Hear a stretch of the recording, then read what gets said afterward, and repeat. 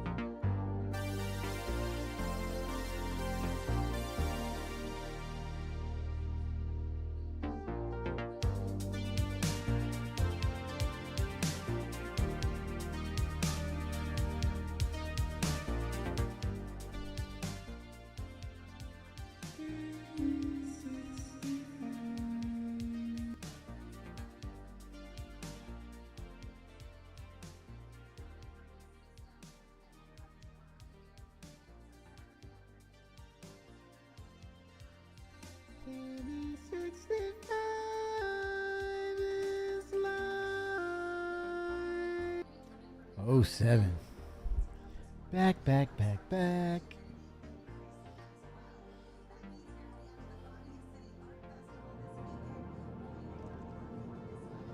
All right, where do you start? Where do you begin?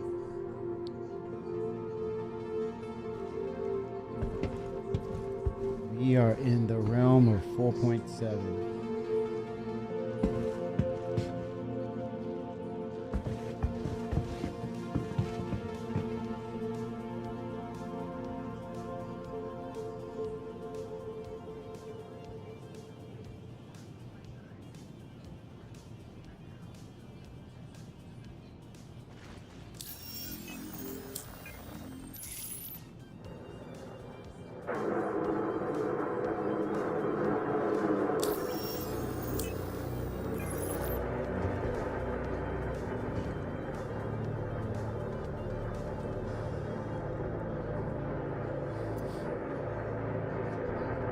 All right. Hold up. I think now, kind of like, I like to wear this helmet now. It's more,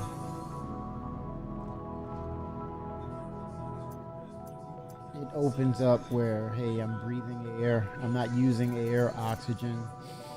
Um, but I also have my armored helmet in the backpack.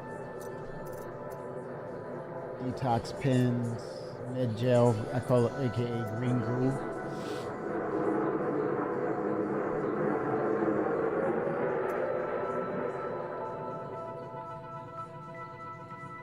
Squared 07. Oh, it's definitely it's all about 4.7. They're making leeway for sure, and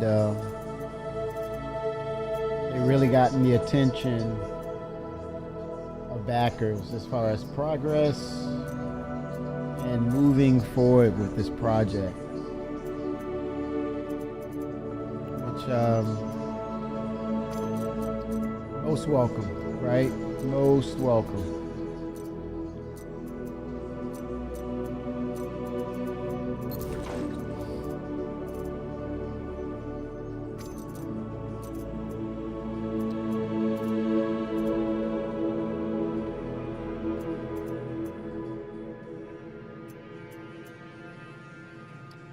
Welcome day.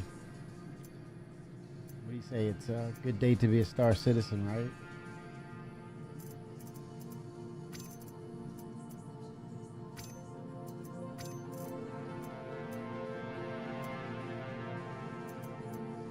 Split. Okay, got one here. All right. Inventory wise, I believe I am good. It's just a matter of getting the equipment to get my mining ship together. Yes, it works, but actually I went to the Xbox adapter because it's wired. I still have it. I have it on standby, as you can see. But I went with, I used this wired one for EVA, but I have what you, this was recommended by Nubifier, but this is the Move Master. So it's kind of like on FPS because it gives me those little enhancements of actually, like, I can use it right now with my thumb to close inventory, open inventory. But now I can lean because I've been seeing the experienced FPSers. They will utilize lean, and I've seen where you lean your head out. It's death, man. It's death.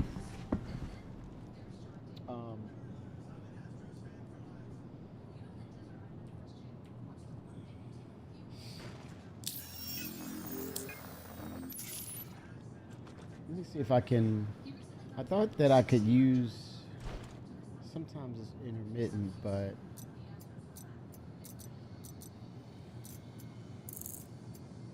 Sometimes you can equip. No, it won't let me equip while I'm here. It's hit or miss sometimes. You can, but yeah, $30. Believe it or not, yeah, $30. And see, I can use it. See, look, it's working.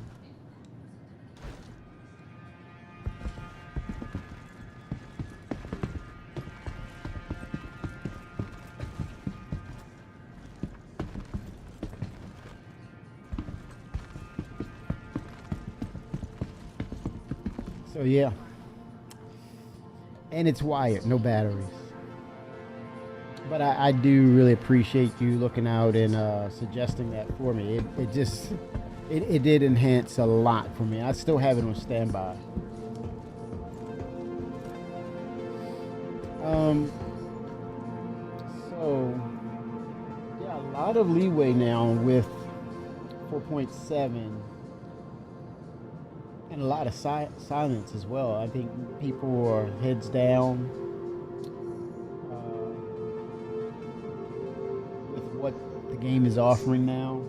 And I notice I said game.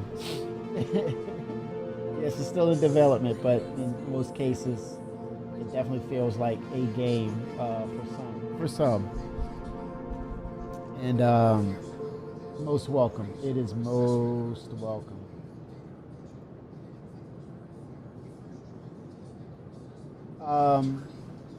I'm gonna start with my loadouts, man. Also, there's at Nix, you have like these little satellite stations you can hang out to.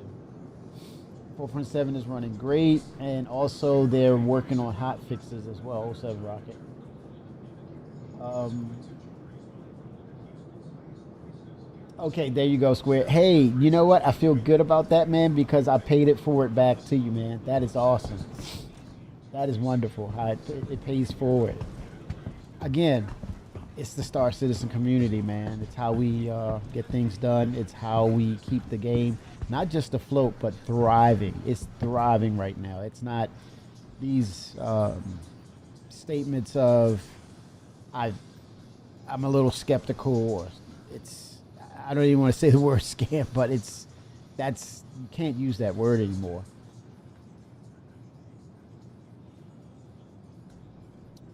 Um, yeah, we're at the cusp of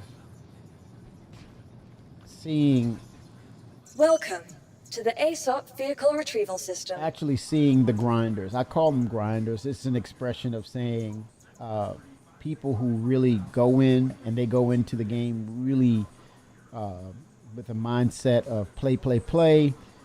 Look at all avenues of new gameplay, and they continue, and then they hit a wall and say, "Hey, I'm burned out." Now, now it's more of I'm doing meaningful things right now with the game, and my grind is worth it.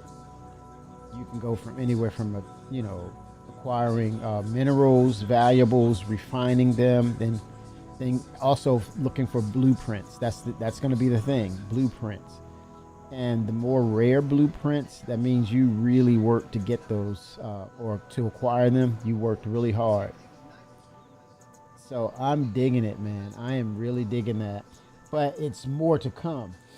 I did look at the 4.8 roadmap, and I was just dead set on, hey, we're going to get Nyx 1, the planet Nyx, in that location. And it was like, no, it's not there. And I think we see the progress, and then we move ourselves away from the reality that this is going to take time because it's so complex. But we don't leave out hope that we can get the that thing working, right? The Planet Tech 5, now known as Genesis, going. But then you think about it, you take a deep breath and you say, wait a minute, what makes sense here? What if,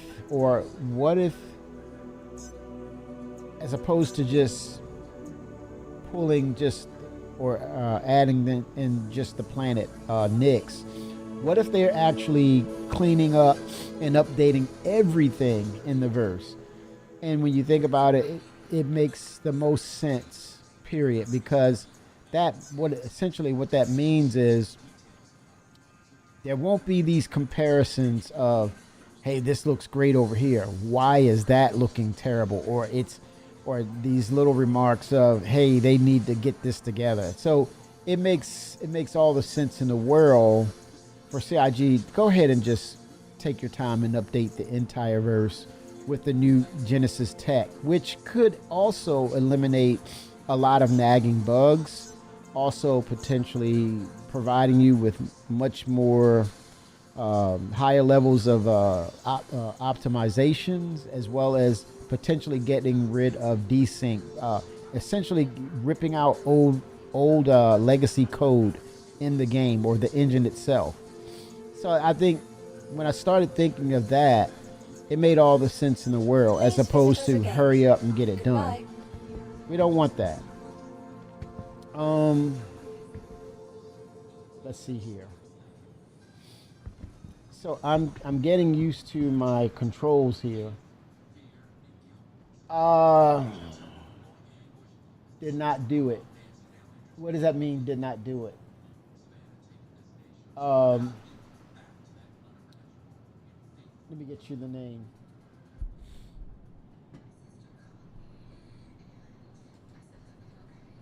It's called the.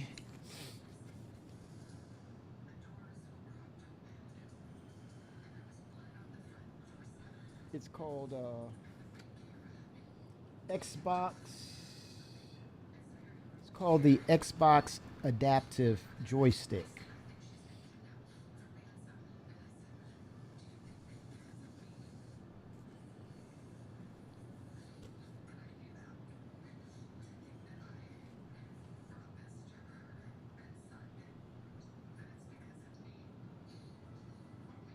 Let me see.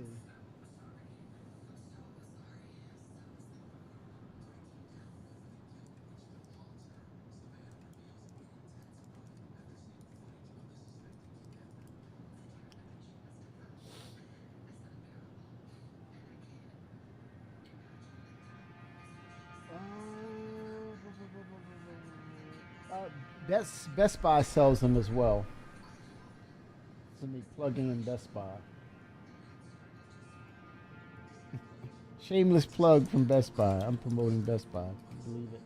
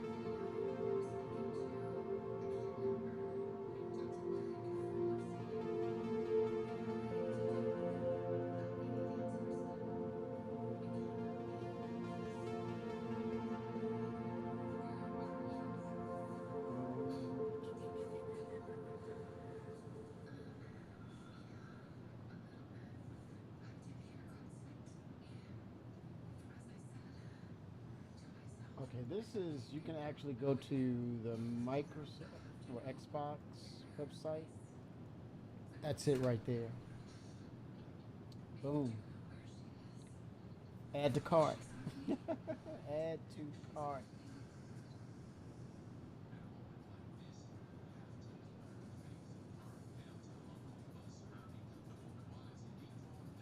1/3 the price of the split fish.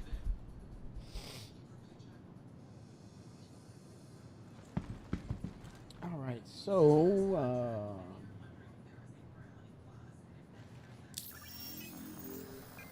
vehicles. Let me see, based on the update. Did I keep my parts for my prospector? We're about to find out, right? I have deliveries. That's a no-brainer. Systems, quantum drive. Let's see what I'm working with. Goliath. Let's go with that Atlas, right?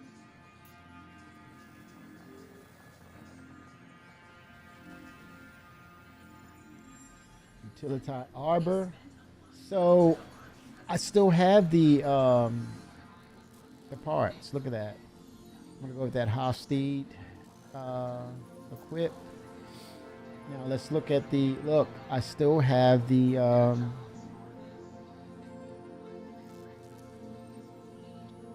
parts. Look at CIG. Torrent.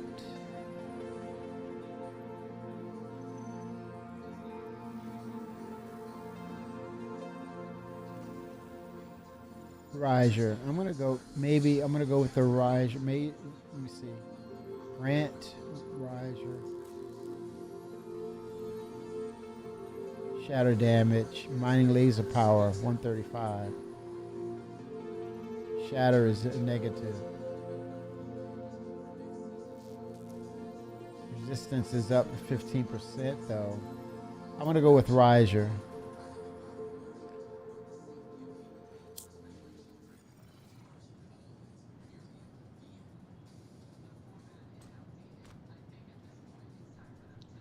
One second, chat. I'm gonna check something. Be right back. Be right back. Little bit 807. Oh no, you learned a hard lesson with patches. Oh no. No.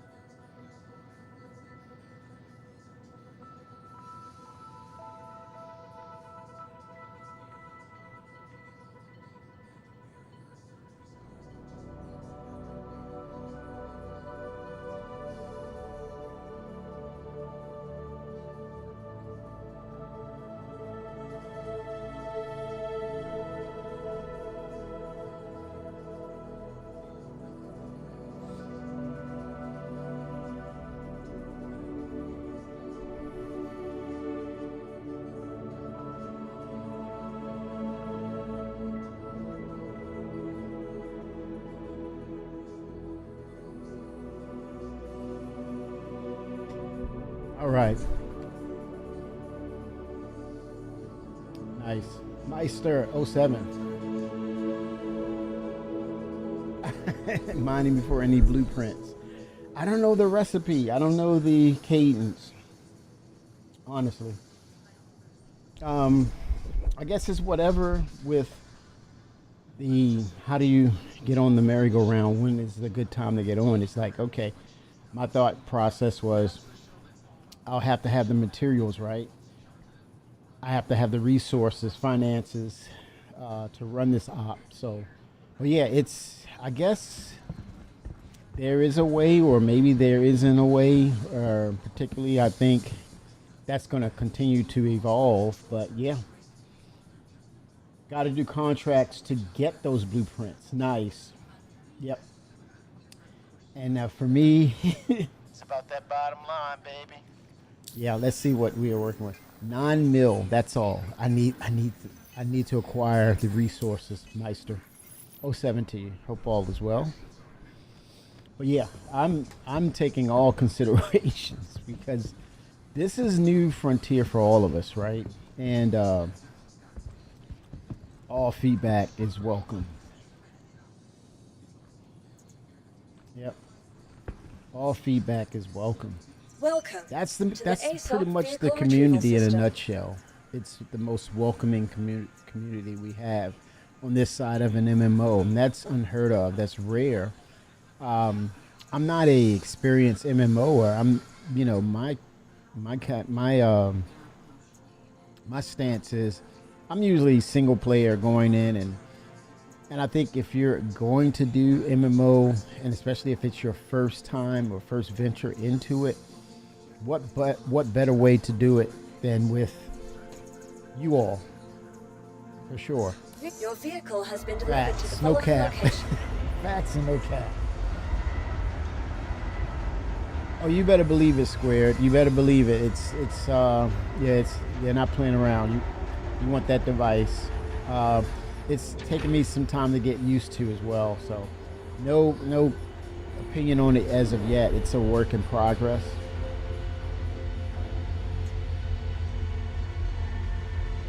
It's a new material in Nyx. I remember Matt. There you go, Meister. I remember Matt. Yep. So it is the new Matt in Nyx, right? So I'm in a exclusive, well, I say a remote station in Nyx, kind of like not Outcast, but it's like the quiet side of Nyx for now. I'm getting this bluish hue around my backpack. I don't know why. Maybe that's, I won't say it's a bug. Maybe it's something I've selected or something, but I go see this.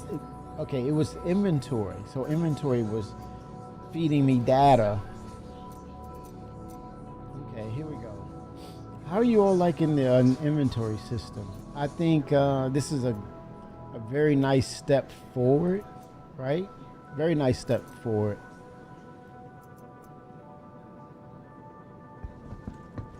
I see people using this and that.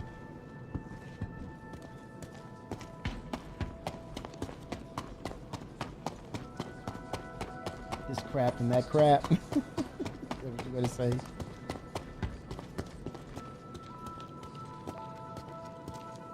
Yeah, see, it's reporting like it's inventory. I dig it too, Meister. I really do. I think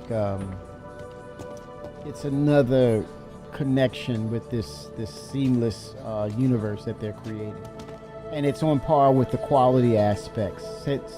Hence why the other one had to go, and people were calling it out. It was like, we got to get this off of the board, man, because this is not working. This is not conducive to the quality level of Star Citizen. And it was just a what do you call a work in progress, tier 0 at that. But now they're dialing it in, and I don't think it's a thing where it's done and done. It's a continuous process, maturation, right? It's continuous.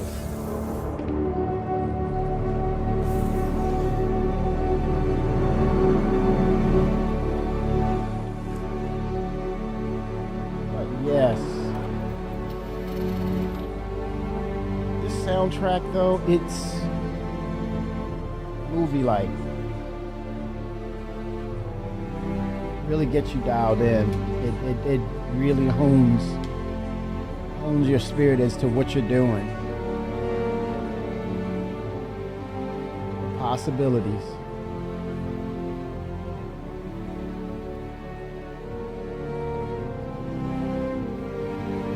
Digging it, y'all. Digging it. And it's endless. As they, build out Nyx, we're going to get Castra, we're getting Terra, and beyond. Blueprints galore.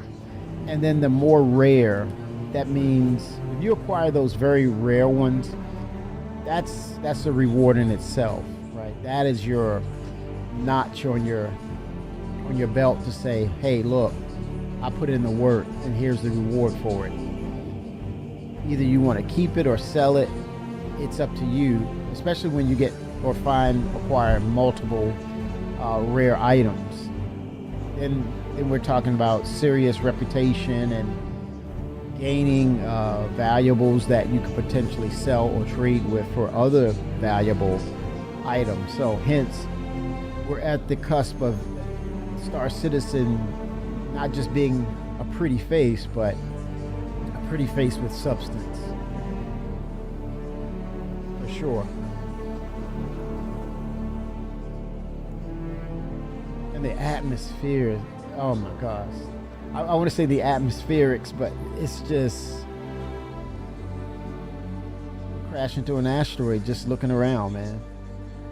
Wow. I need to put in some work now. Sightseeing do not get you paid. It's about that bottom line, baby. That soundtrack. Wait a minute, Arbor. I'm going to the hell back. No. I gotta go back. I have the wrong freaking shit. That's not gonna happen.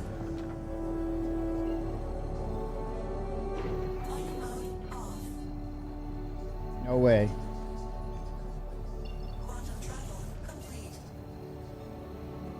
No, I'm getting the right shit for the job. It's about that preparation. You gotta prepare in this game. Holy smokes. Oh shit, I'm not prepared for this. Oh gosh. What are you thinking? How did I accelerate that quickly? Well, that's one way to get back into the station very quick. That's insane. And that's on me. Oh, here we go. All right, here we go. Let's go.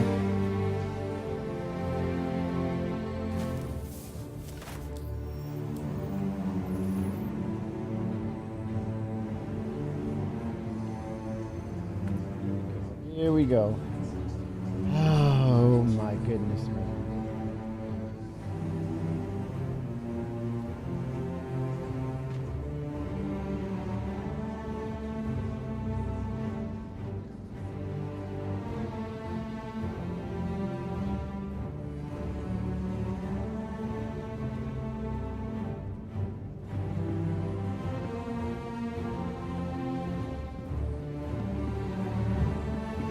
I love this. You know, I tell you, I was listening to this soundtrack, and it's like it's got that totalitarian, that the People's Republic sound to it, if you know what I mean. It has that People's Republic sound. It's like we're creating something here, we're building something here. It's all about the goal. It's about that the mission, and you hear that commanding sound, and it fits, and then it calms down, and then it refocuses you. Very nice. Did a heck of a job. All right, we're looted up. I gotta make sure that I have the right ship. Right, gotta have the right ship. Hangars, straight ahead, habitation. Yeah, this is, I like what they did with just like these smaller satellite locations. I did not realize this was on the docket for them adding this into game with Nyx. And it kind of offsets the potential optimization issues with Nyx. Spread people out. And I think you're kind of seeing the prerequisite or those rules applied for how can they get server meshing to really work and to, function as designed. And I think this little snippet of what we're seeing is like a little test bed of saying to us, yeah, we don't have dynamic or what do you call it? Quasi dynamic meshing. But if we're splitting out these little satellite areas and you spawn to them, it's almost like a micro or macro of dynamic server meshing. You're seeing how optimized this is, right? It feels very optimized, but you're in a little contained area over here. So it feels really good. It plays very well. Okay, that's stored. So it automatically goes to... I don't know why it does that. It delegates it over to Prospector 2, my updated modules, but that's fine. I chose one for that reason. Say, okay, it's my first one. Let me add my custom items, but it just kind of bounces over to number 2. Should have checked. love that soundtrack. Dun, dun. It's like for the people, you know. It's like dun dun dun dun. Perfect theme. Perfect theme.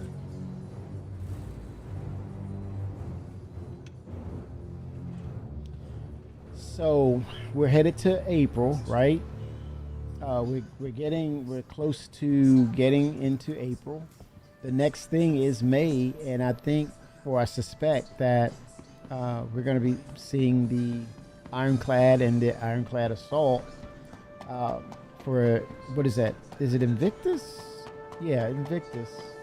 Or potentially the Assault first, because it's more military based, and then IAE Ironclad. That would be a very humorous release because of one is a military ship and one is more civilian like.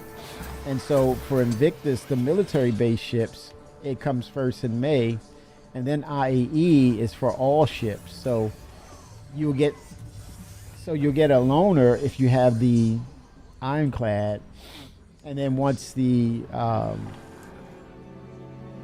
you'll get the Assault as a loaner come Invictus if you own the Ironclad. Then come November, it switches over to the Ironclad. That would be them sticking to how things are produced. But I think they don't have to stick to that. They could very well release both because there's so many ships that they are working on. And I think when it comes to, creating revenue for themselves, this is how it's done. But incredible to know and understand that we're getting so many ships.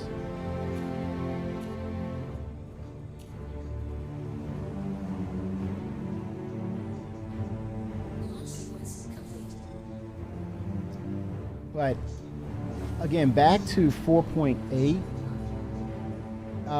I was delighted to see the refuel mechanic because the current one, it is a complicated process. And when you're talking about, hey, you're doing operations in certain or remote places such as Nyx, and the last thing you want to see is a pirate or vandal raid coming to your location, and you're stuck right in the middle of getting fuel. And that goes to say, any locations that are expanding or you're further out, and I think they really want to emphasize and bring home the refuel mechanic so that as we expand out, fuel is going to be valuable. It's going to be a needed commodity, and it will have meaning, especially for the pledgers who purchase the Vulcan, who purchase the Starfarer Gemini. It will resonate for, you need that fuel for long distances. And what if there is a shortage of Quantanium? That much more you'll look towards the Starfarer, the Vulcans, the Starfarer Geminis in the game, and potentially even more, or other manufacturers who want to provide the refuel mechanic. I would say RSI would be a great candidate because they are the originators of space travel. So I would not be shocked that you'll see a variation or other aspects of ship manufacturers being involved with the refuel mechanic. But I think they're going to simplify it. They're going to make it more intuitive. They're going to make it in a sense where you can, the time sink will be based upon how much fuel do you need, and that's your time sink for that. Whereas your time sink should not be trying to get it adjusted and make these alignments. It's insane. But I totally understand and get the details and them committing themselves to making it really realistic, but it wasn't fun. And it took away the value for these refuel ships. So yeah, I'm excited about seeing it on 4.8. I think they got something up their sleeves. They're ready to deliver on some things that it's going to bring value back to those ships. And who knows? because of the refuel mechanic or the new mechanic, we could very well see the Vulcan pop its head up in a surprising manner. It would be fitting for it. It's not to say that I know anything, but it would be very interesting to have the new refuel mechanic, not just for the Starfarer, but also for the Vulcan. So something to think about. Keep your eyes on that. And it would not be, for me, it would not be too much of a surprise if they introduced a brand new manufacturer with that new mechanic. If they don't say that I lied, but it's just conversation, speculation. Makes you wonder. You just don't know. Because with Squadron 42, I think there's some aspects of refuel involved in potentially some of the game missions in itself. But it's not in Chapter 1. It could very well be a part of Chapter 2 or Chapter 3, right? That concept. So it makes you wonder down the line, what will that mean, for gameplay going forward. But overall, I think we're in a good place, man. We are moving forward towards 1.0. Now you got me wanting to look at the roadmap of Star Citizen, which I will do. I will do just that.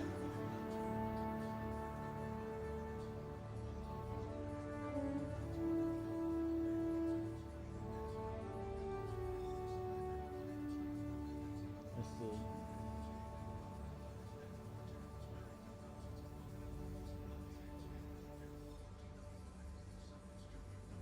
Mr. Robert Space Industries.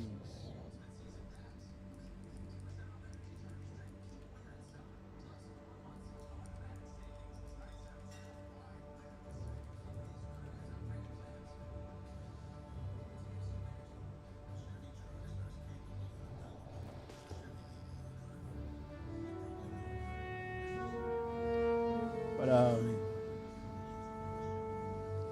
more of those, we're gonna see more of those sandboxes like the Rock Cracker event, things of that nature.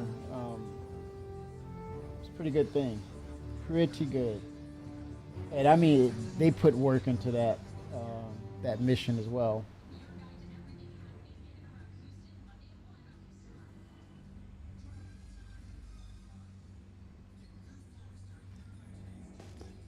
Okay, scanning. Okay, I see one target. 12 clicks out.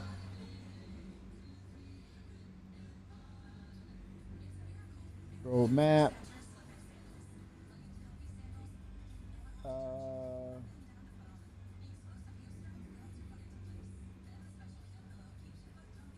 East view.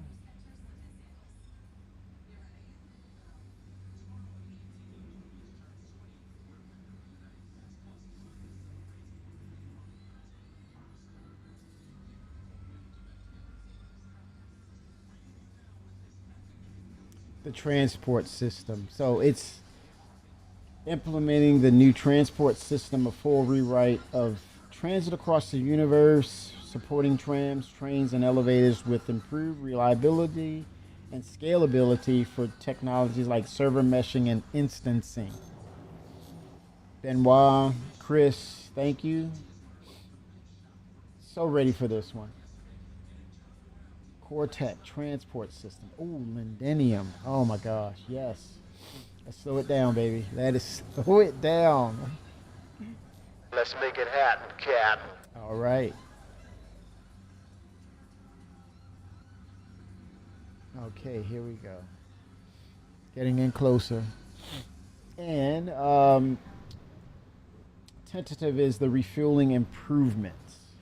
Implementing refueling and docking improvements, and docking is a part of this too. I think for the whole B that's coming out pretty soon, and all those, the rest of the series for MISC, 57%. They're telling me it's impossible. Oh man, that's a 60K rock. Yeah, okay. I have inversion on my laser mining.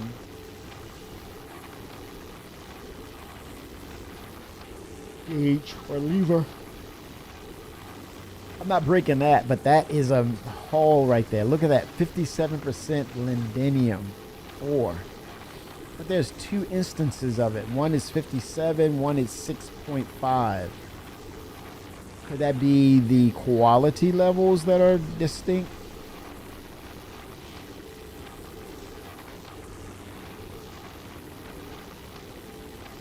Um,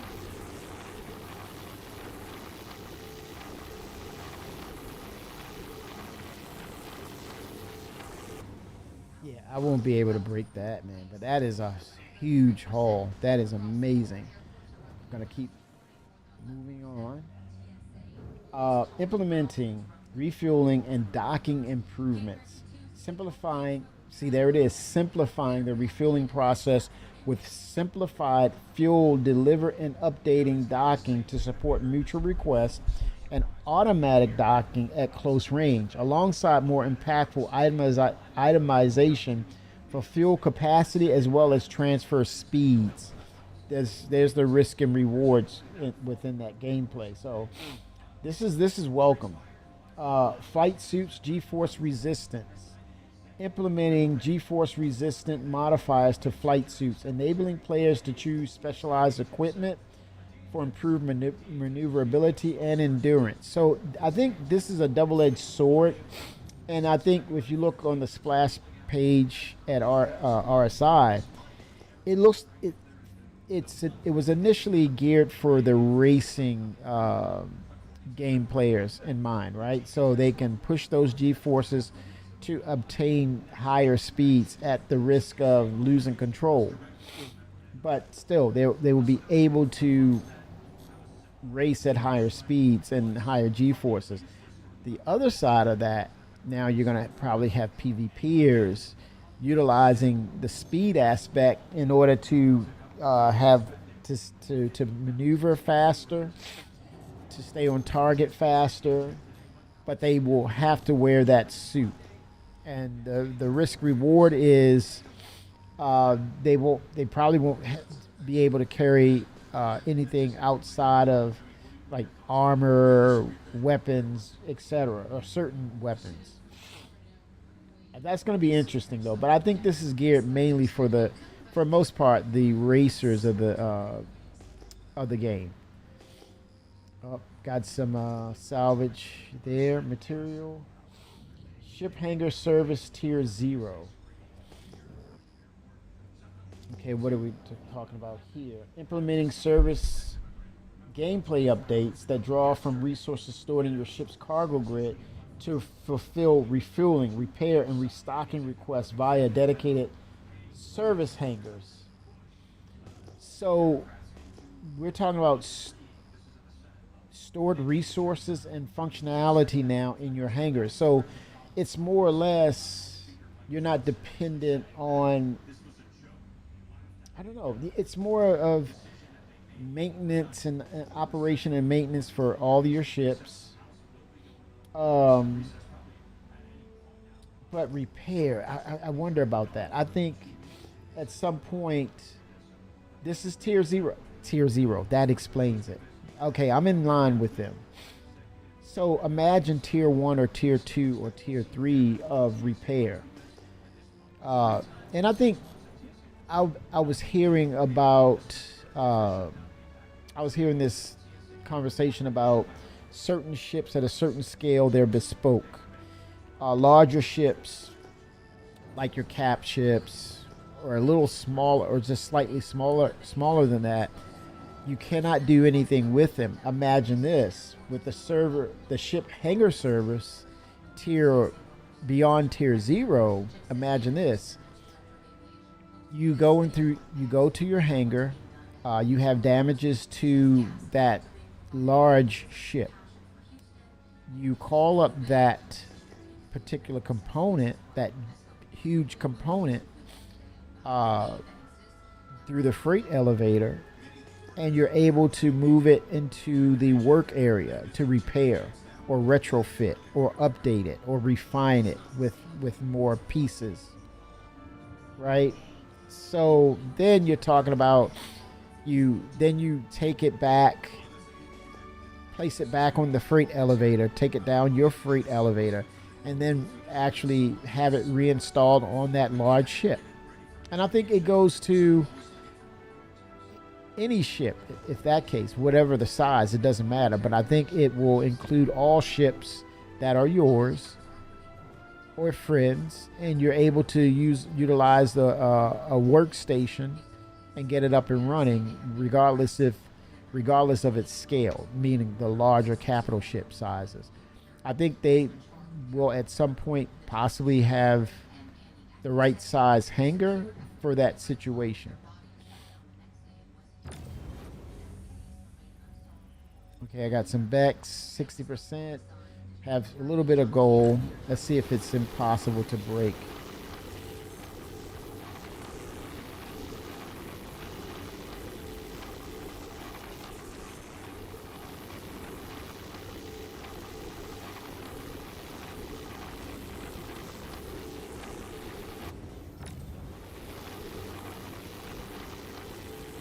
Let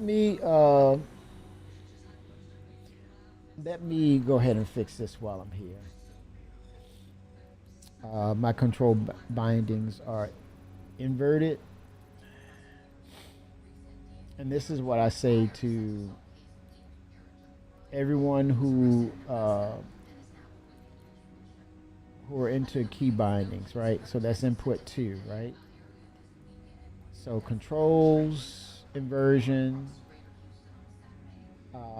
flights, I believe. Let's see here. Flight movement.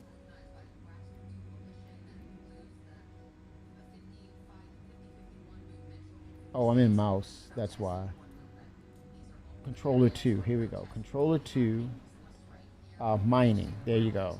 Mining throttle. So it says mining, no. Throttle, yes. Let me see. No.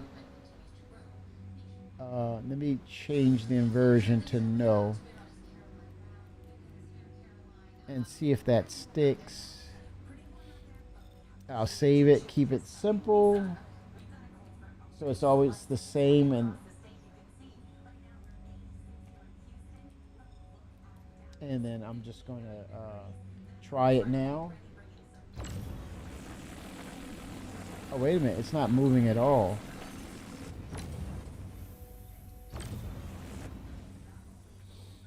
Oh, wait a minute. Hold on. You know what? I had my feet on my pedals, and I may have inadvertently said I'm controlling them from my pedals. That is hilarious. Yep. There it is. It's the Axis 2. Let me see. But I remember I did select the right control. So that's probably just making sure that axis is addressed now. See, look, forward, 100%. Bring it towards me, lower it. Move it away from me, increase. There it is. Understand and know your key bindings, because if something goes wrong, you can make sure. Hey friends, how's it going? Smithy Joe Bob. It is going. The economy is about to be a thing. I think we're all a little excited about where we are now, and it's no secret that they're moving forward. They're definitely moving forward. And now it's just a matter of each patch. They have to go in and shore things up with each patch until they get to the point where they're so feature rich with content that it's just tweaking here and there and refining it and make the game play even better. But we're in a good place. Okay, that's 24K mass. Let's try this. Let's see. That's 25. Impossible, it says. Oh, what was that? That was a little odd right there.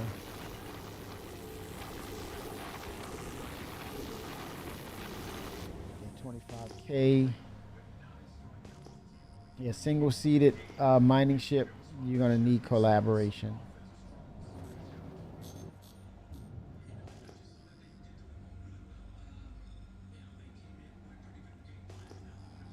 Let's see. Gotta keep looking. Let's see about radar.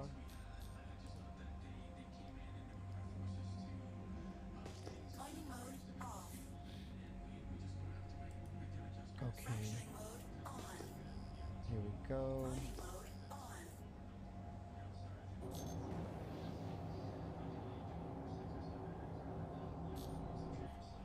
Oh, you're thinking it's going to interfere with optimizations causing latency?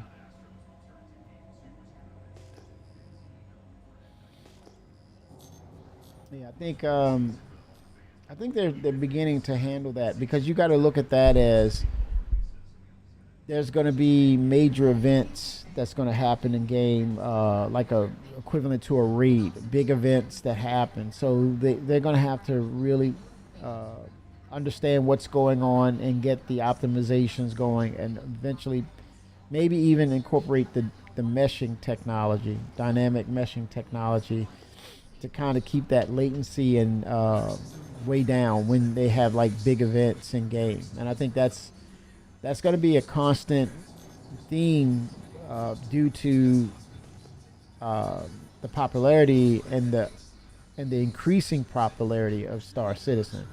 So I think that's not going to go away. It's just they have to defeat that bottleneck. If you wanna, I was going to say monster, but that bottleneck that is desync and latency. And I'm still waiting, but like a couple of shows, between 2 to 4 weeks ago, Jared reached out to Benoit, and it was just to let us know that Benoit is actively, working on the latency issues. And what also had gotten me excited was when I saw the roadmap and they put the tram system out there as a, we've crossed that bridge. We've come through the light at the end of the tunnel on the tram system. We finally got it. And of course, yeah, it's gonna mean that they're gonna probably do some work to get it into sync and optimized and get it stable. But the reason why I was excited was that it will free them up to address these events and the latency. Hence why Jared, let it out that, hey, Benoit is working on something really cool. As a matter of fact, he's that so far into looking into this that we want him to post on Spectrum his findings or his insight to the latency issues and desync issues. So I'm looking forward to that. Hopefully I didn't miss it. Well, I kind of hope I missed it so that then it's out there, as opposed to I'm waiting to hear what he has to say about it. But rest assured, it's going to be. I think it's going to be really interesting, because I think in the early days of Star Citizen, it was like a rough and tumble, quick, fast, in a hurry. Get these things, get these visuals in, so people can see that we're working on the game. So the back end of that, the price to be paid for that was, hey, we have latency, we have bugs. But I totally understand and get it. You have to show proof of what you're doing, because in all businesses there's turnovers, people do things differently, there's other methods of how things are done. And so you have these variations in code that needs to be looked at, examined, and questioned whether or not it's stable or it's the right way to code it. Because in the early days, it was, fast and furious. Get this in to show we're making a video game. So that's forgivable, because they have proven that.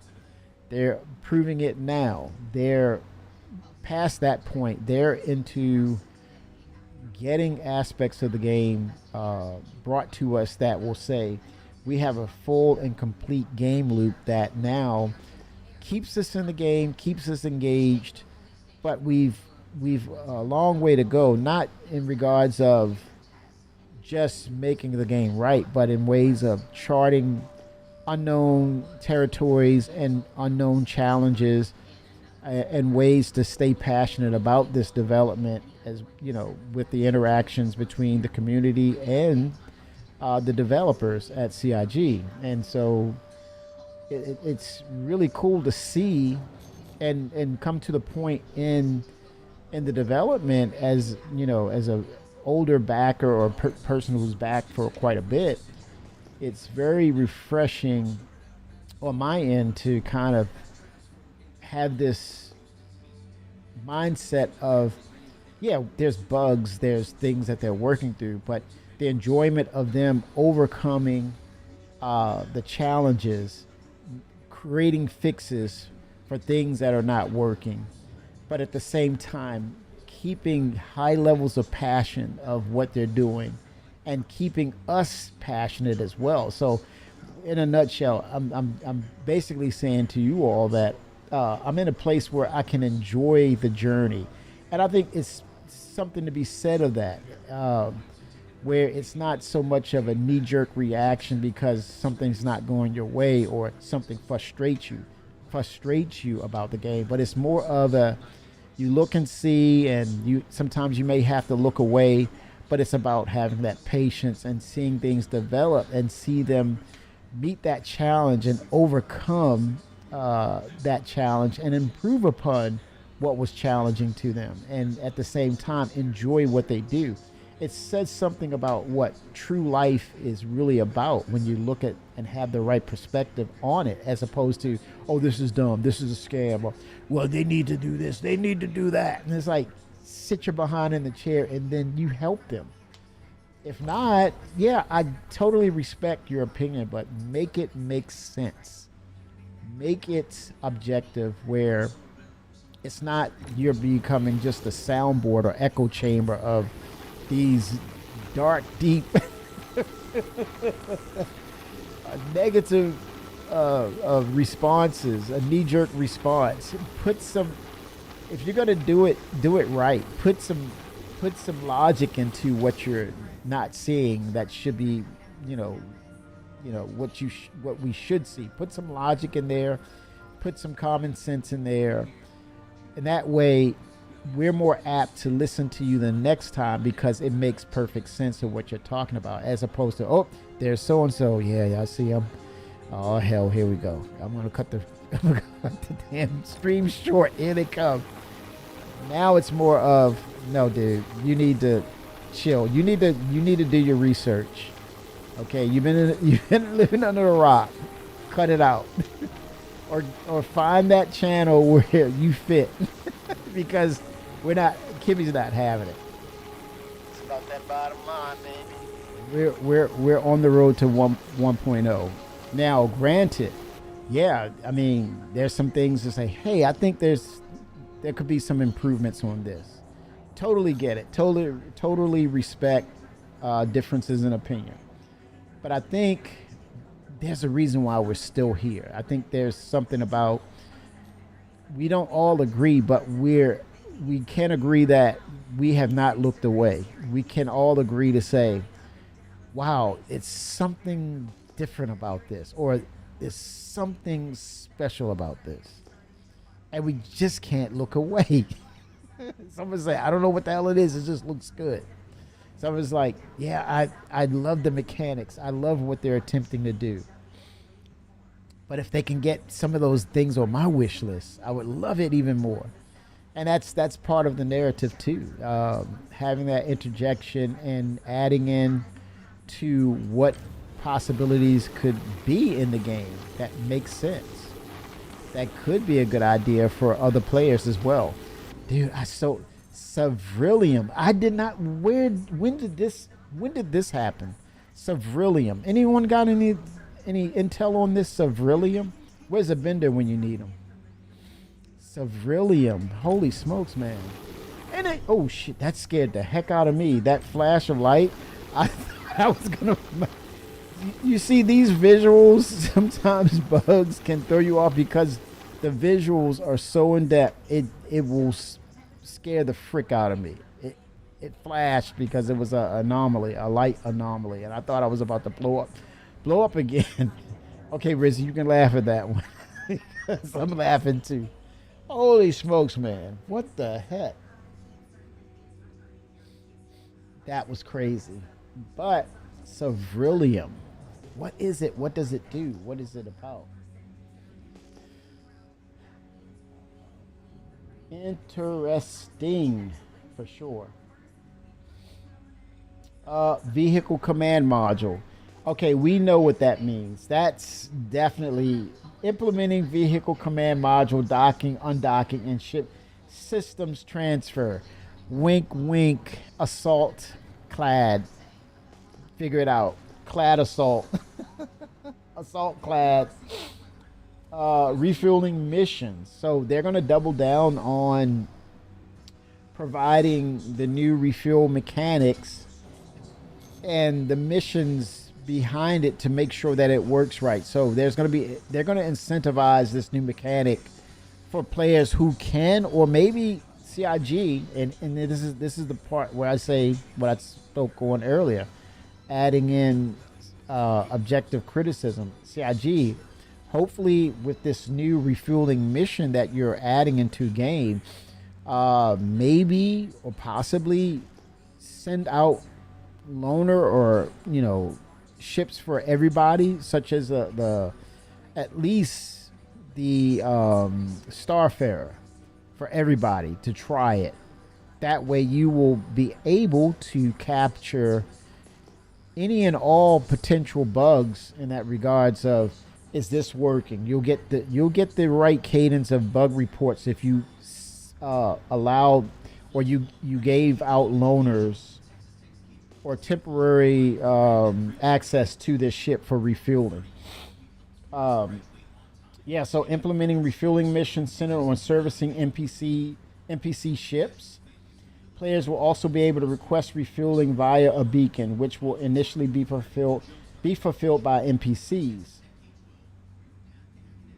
So I would say to that, I would add to that, make it lucrative for the time being, that you can make a lot of money in game with that.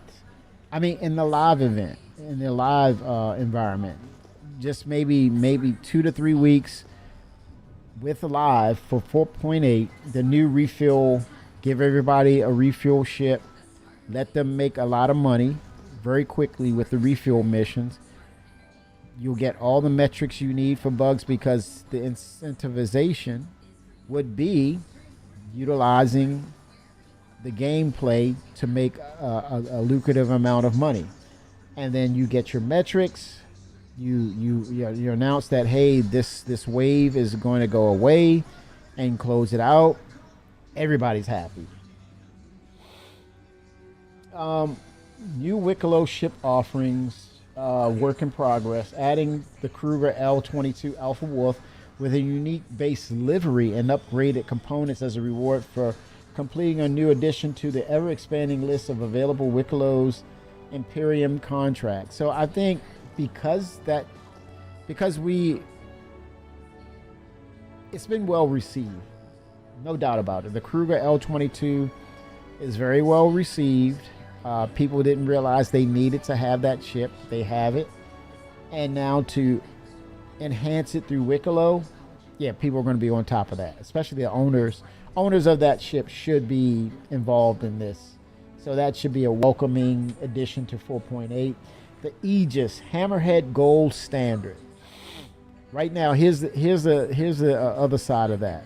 Seeing that there's going to be the gold standard for the Hammerhead, and RSI owners of the Andromeda or the variants, how dare you, Chris? You're the godfather of ships, and you're updating the Hammerhead before the Mark II of the Andromeda gunship, the one that the Apollo has shamed. How dare you, Chris? I can hear that. I hear that right now. But they're going to update the Aegis Hammerhead to gold standard, as well as implementing improvements and updated interior art. That should be very nice. It may get a buff. As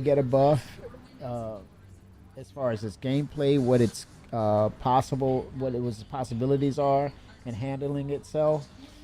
Now this one, the Ultiflex crossbow. Yes. Remember the Shroud? What is that? The Shroud of the Avatar, the Sir Richard Garrett game.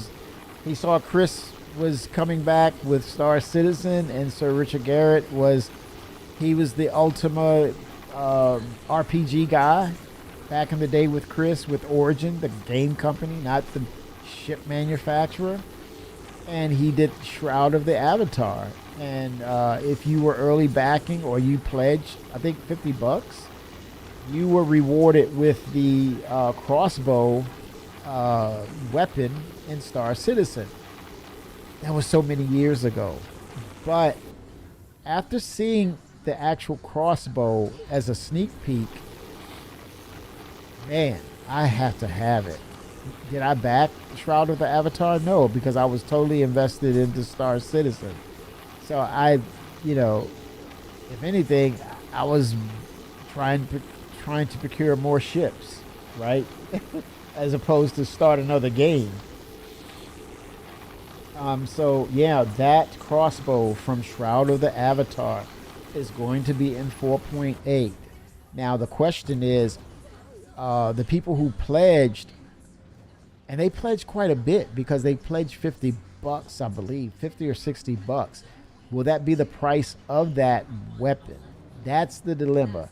Maybe I spoke too much because there might be a little fallout from that. I think people pledge but then again, it may not. Here's the thing: the $50 was actually for the game Shroud of the Avatar. When you look at it, and the extra bonus was, hey, we're gonna deliver this crossbow. So no, I would not charge a backer $50 to $60 for a weapon, because when you go back to that pledge, those players played the game and they played it to an extent, and it was not bad. Actually, it was not bad. I don't know if is it still around, Shroud of the Avatar. Let's look.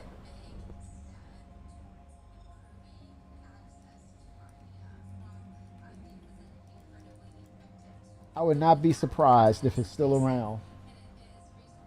Oh, there's a Shroud of the Avatar, Forsaken Virtues. Look at that. They got their website. They still have their website.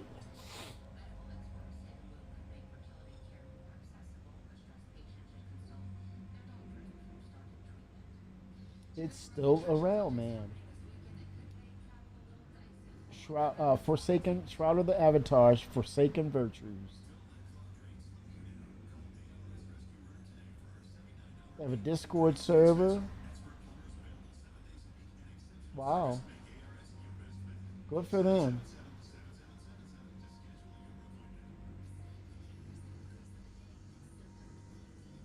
Yep, Shroud of the Avatar. What is Shroud of the Avatar Forsaken Virtues? Shroud of the Avatar Forsaken Virtues is a computer role-playing game created by Lord British, aka Richard Garrett, creator of the genre-defining Ultima series of computer games and Starlong, director of Ultima Online. It combines the rich story of the single-player Ultimas with the deep multiplayer experiences of Ultima Online. And Tony Zurvek was doing the AI for Ultima back in the day, and I think he was doing AI for Chris as well. He was there at Origin. Pretty neat. It's still around, man. It's huge. The game is huge.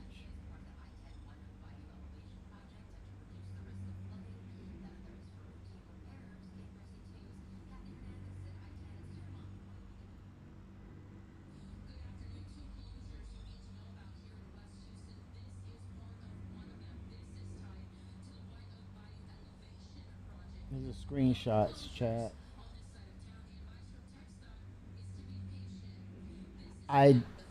It was gifted to me, sir. '07, the Mark II, purple and green. Holy smokes! And one of the backers was saying, well, not the backers, one of the developers. The concept was, it was to mimic or give homage to the Aurora Borealis. So I might name the ship Borealis, but it's beautiful shit. And also, they are they were very sneaky by adding in modules because we're getting modularity. So it's a good way for them to test modulars or modularity in the game. So you can utilize modules. And they said that's not it. They're going to have more modules for the Mark II. So people, I don't know if you heard that or not, but one of the devs did say, look, we're going to, Hellfire '07, thank you for the sub, man. 55 months, what the heck?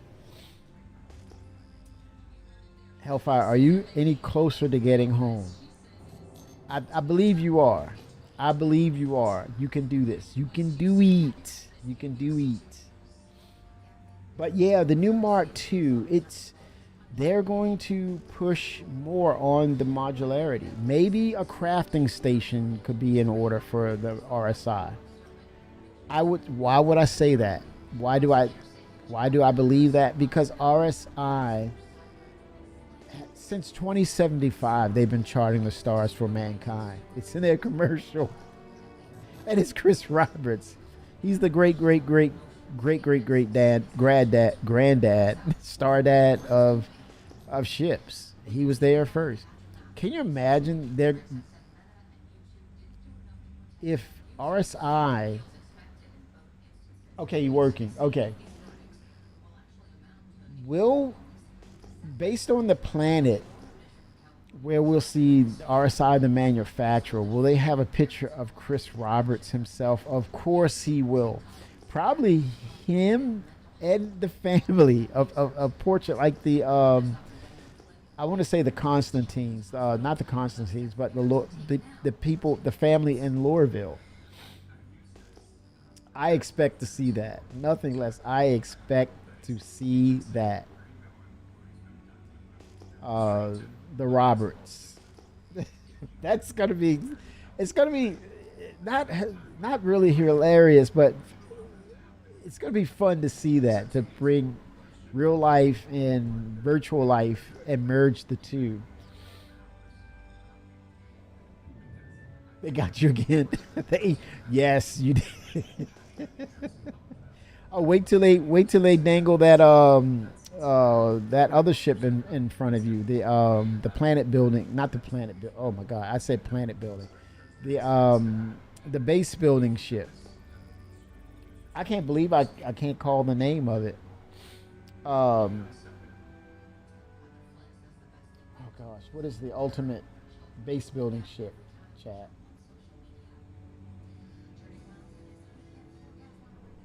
I don't know why I cannot get the name. Not the Galaxy.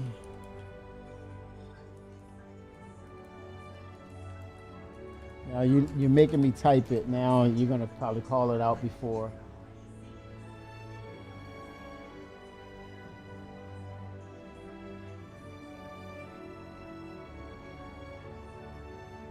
Pioneer. When I saw the shape, I immediately said, "Oh yeah, you have it in chat." You have it already? They got you. They previously got you. Oh gosh, man.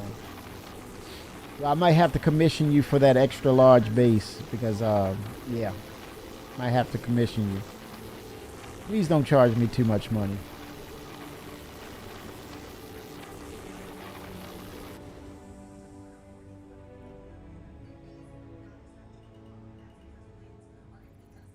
Wow. They're saying you can live on the Pioneer.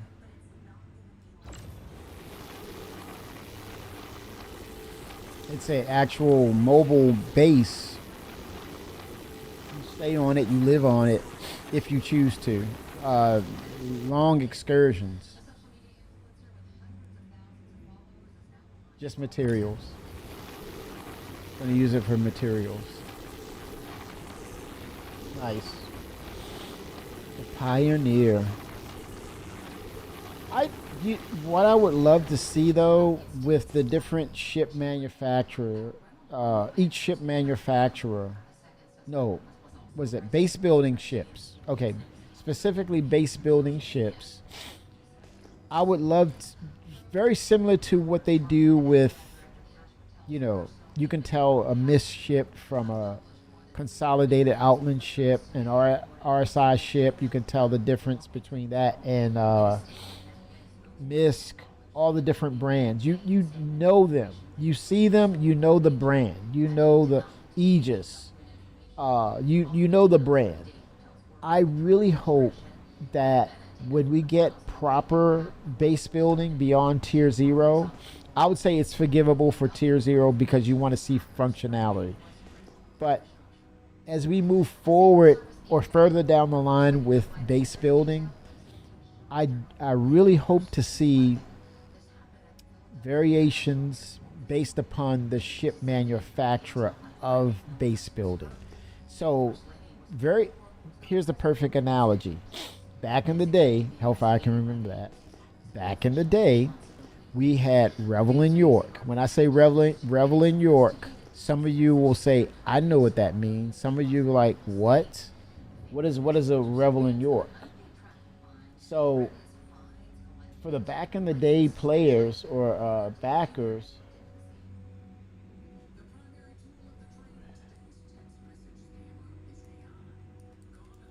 watch this.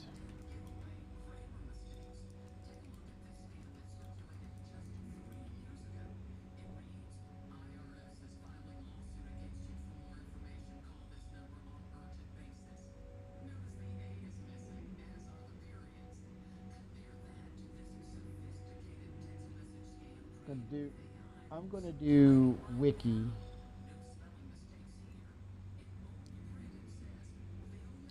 Oh, 07 February? Oh, 07.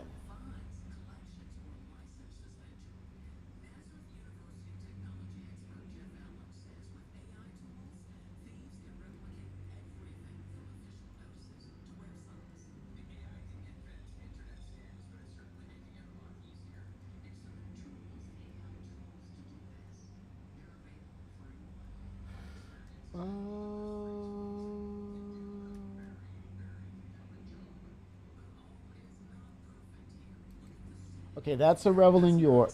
Back in the day, right? That's a back in the day hanger.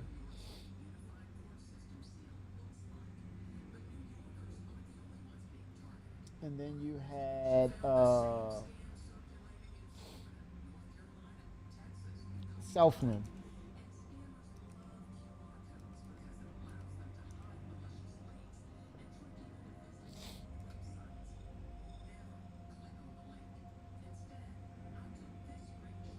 That's the Southland hanger.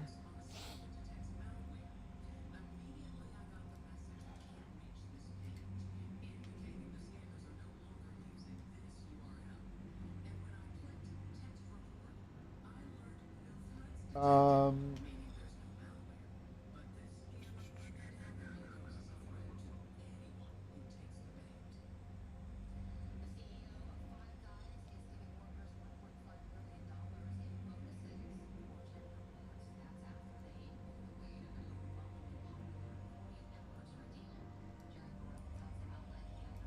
that's Arrowview, right?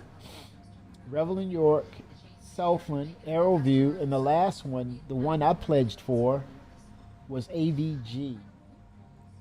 Why the AVG? Because it reminded me of the freaking Batcave. That's why.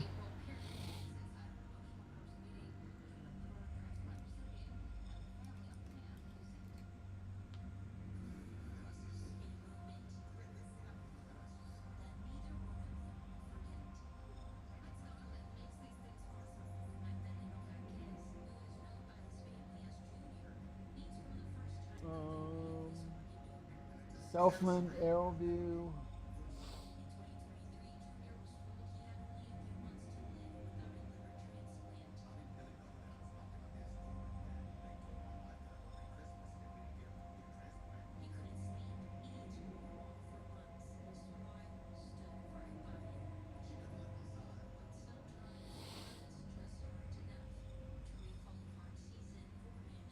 Okay, I might have to say asteroid hanger, but I thought it was AVG.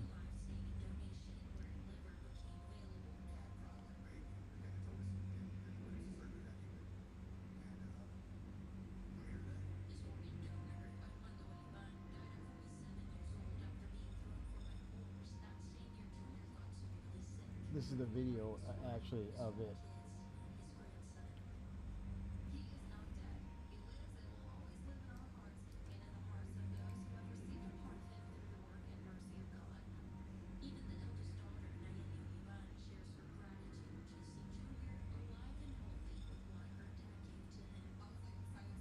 Oh man, some of this stuff is pretty good though. When you look at,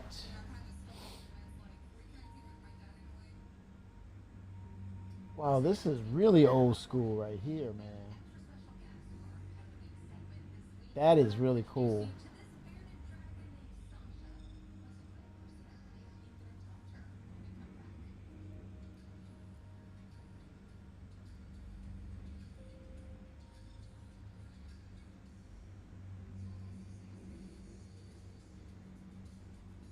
That is really cool.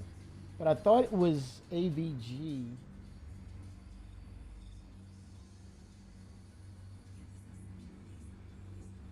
I can't let it go. I gotta have it, man. Let's see, wiki.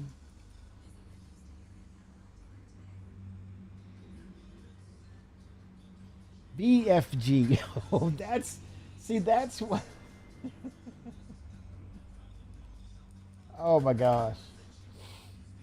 BFG. Oh my gosh. AVG. Oh, that is hilarious, man. That is hilarious. Chris is like, Kimmy, come on, man. Really?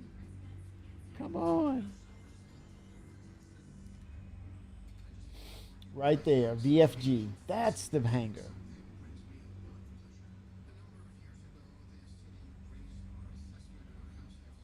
That was it, man. It was the Bat Cave to me. That was the Bat Cave.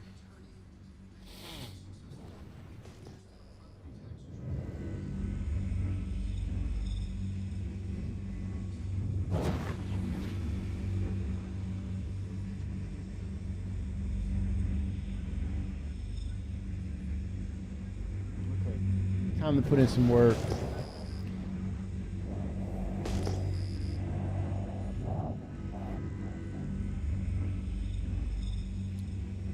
Wow. VFG.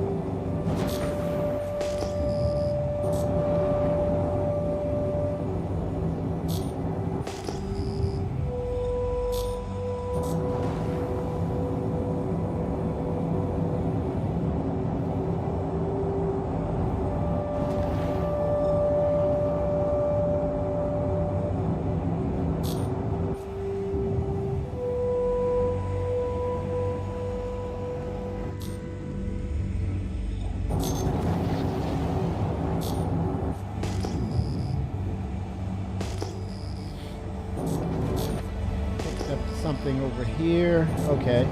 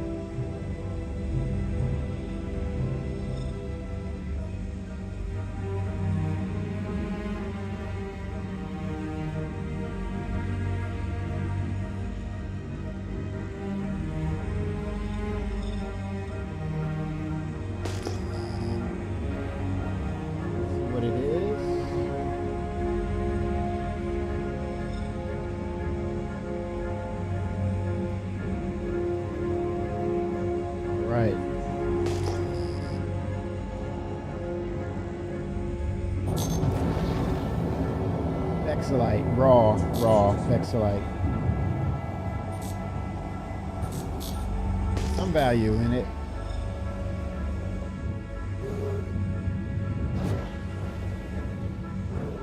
Let's see. Get some readings on it. Possible. Huge pieces, man. Dealing with huge pieces here.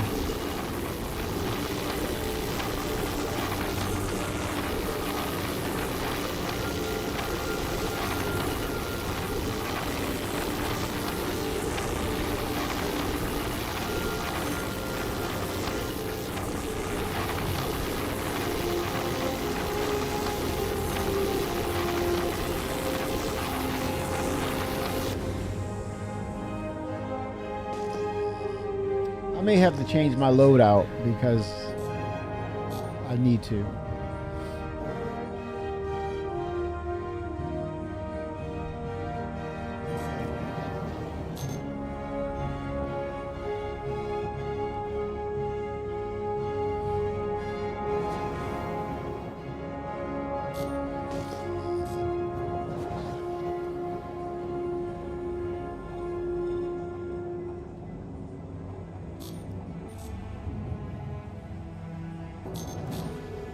Debris, salvage debris.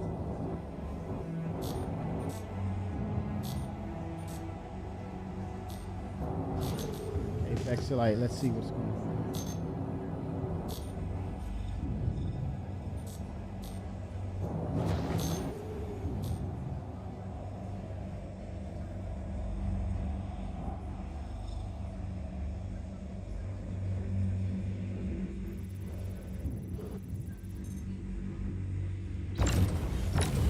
Have a chance.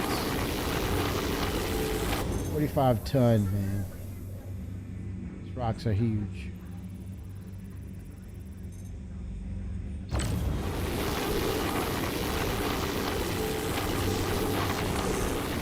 Impossible. I'm changing the part out.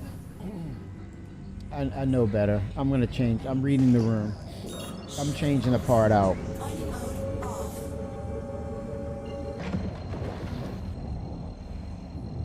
No luck at all. If it wasn't for bad luck, I'd have no luck at all. Quantum travel engaged. Quantum travel complete.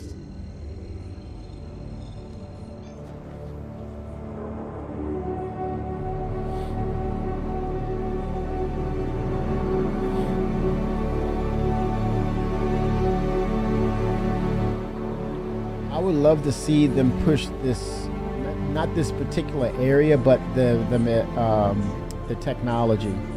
I would love to see them push the technology where you have nebulas pulsating with light and that are scanning disruptive nebulas, different variations of those,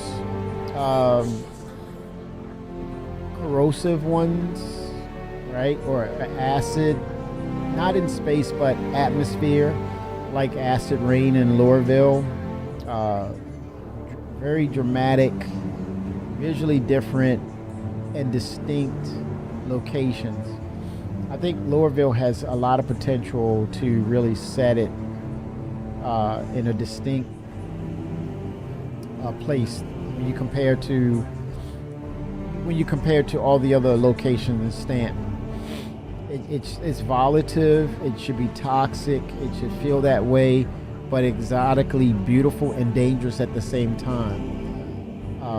Creatures who have thrived from that toxicity, which makes them deadly. They can maybe spew acid, corrosive liquid. You stand in it, it corrodes the armor itself, right? Weapons as well. So you're there. You gotta protect your equipment, or once you're in a safe place like your hangar, you may have to maybe melt it down or repair it.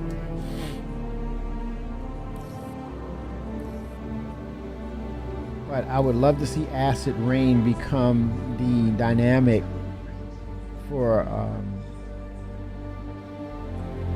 Lorville and dumpster diving, like a mountain of old tech that you scrounge through. You find it and realize, hey, look, this is a value. It's a unique and one of a kind type.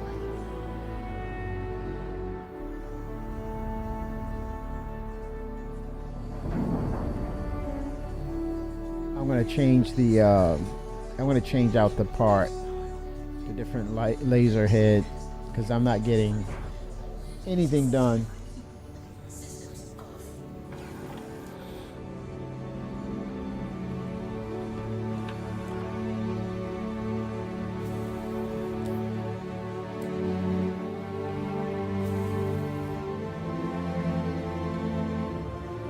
Love the soundtrack.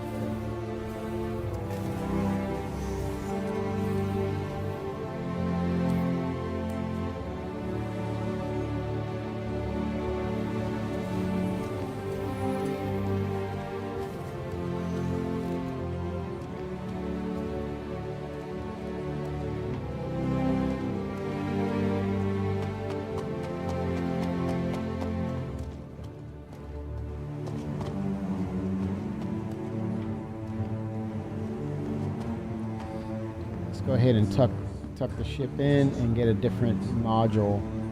Change that out.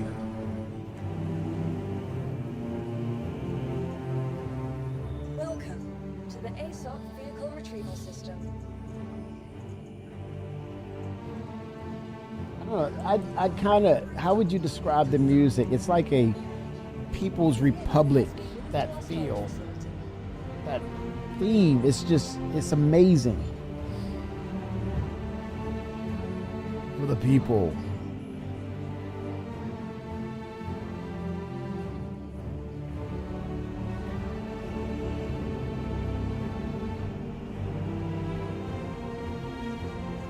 Okay, moving to storage.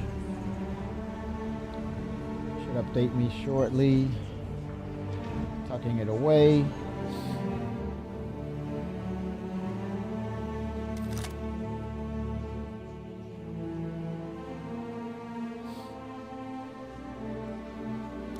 All right. Oh. Come on now. I'm getting used to this new controller, so here we go. All right, so Misk, where are you?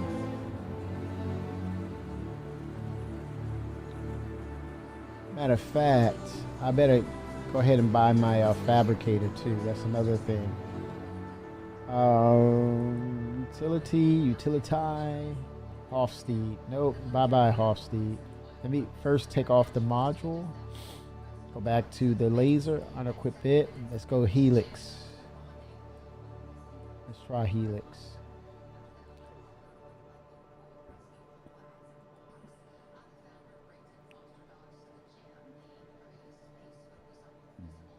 Torrent.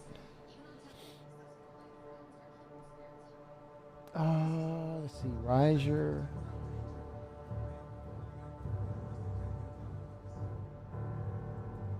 And Brent. Use them both.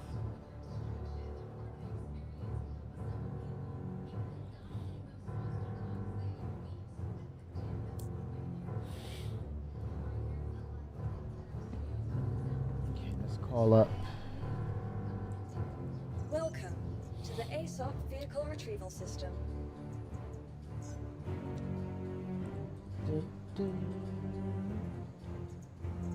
It's got that People's Republic Your sound. vehicle has Love been it. delivered to the following location. It sets a tone that this is the People's Republic. It's not the UEE. Love that theme. That's attention to detail right there in audio.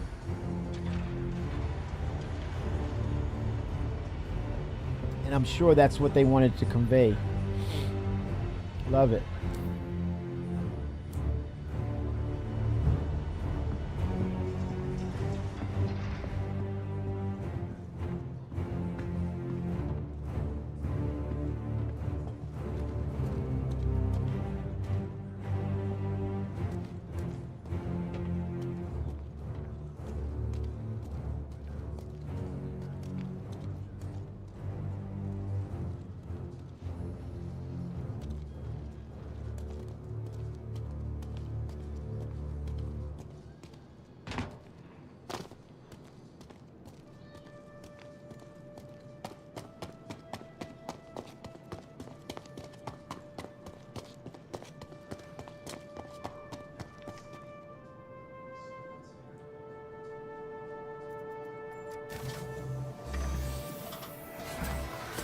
Alright, changing my mining laser.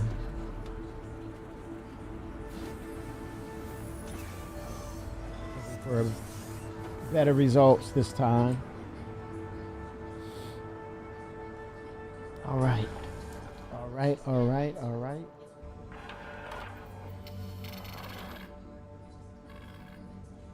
Hello, how can Miss help you today? Hello, how can Miss help you today? Oh wow, with the new tram system, calling your elevator and hangar should be different.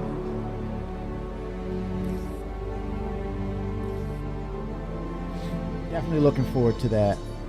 Very happy about seeing that on the roadmap.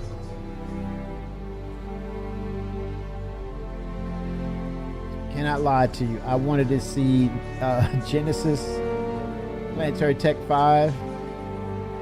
I thought, so wrong. Thought that was going to be part of 4.8. But again, I'm overlooking potentially the difficulty that's required, the difficulty in processing this, creating this content.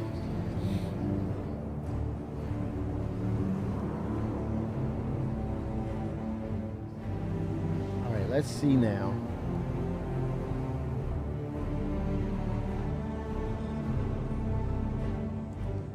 Get to work now.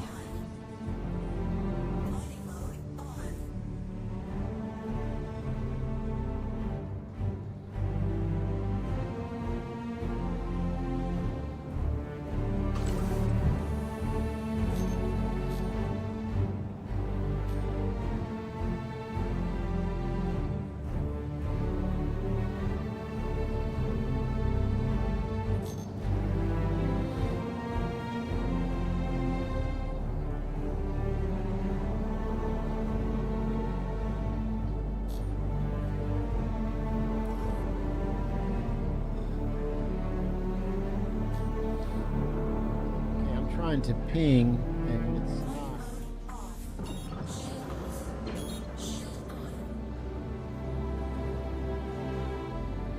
Functionality is not there. I'm trying to ping and I'm getting nothing. Let me look at radar.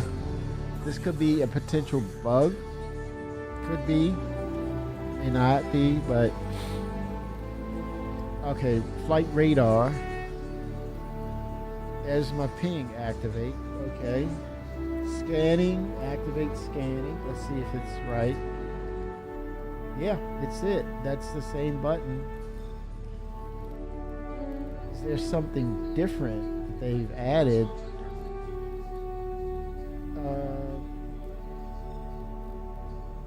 Don't see anything differently.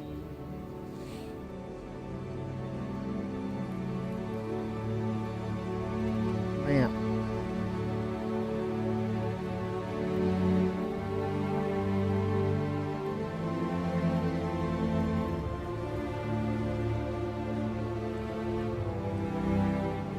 All right, here we go.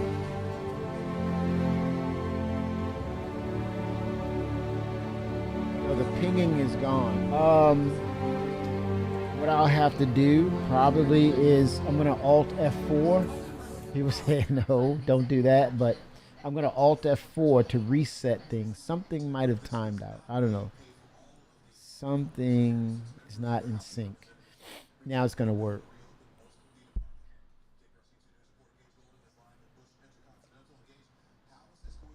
VFG is the hangar name.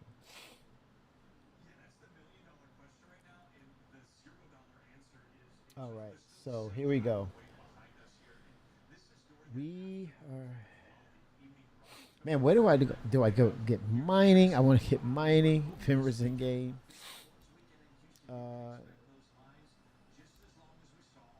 Join on him. Let's see what happens.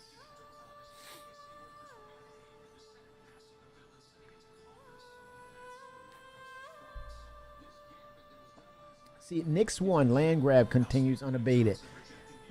Either we're getting trolled or CIG is very close to the chest with the release of Nix 1. It's on the splash page. They're teasing us. They're trolling us, man. Next one, land grab continues unabated following the experimental terraformation of the planet. Blah blah blah. Okay. And it's not working. Oh, wait a minute. I may need to check. Hold on. My HUD. Maybe the HUD is not active. It's there. Oh, you look at that. It was that. That's what it was. Now, see the details, man. CIG. Thank you. You're making me pay attention to the details and not be lazy. Hand it to me. Don't hand it to me. Keep me on my toes, CIG. Thank you. Hey, Chris, that armchair developer. That armchair developer.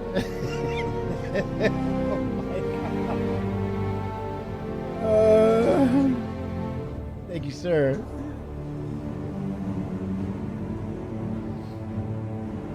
Okay, put you on the TV, leaving the company now.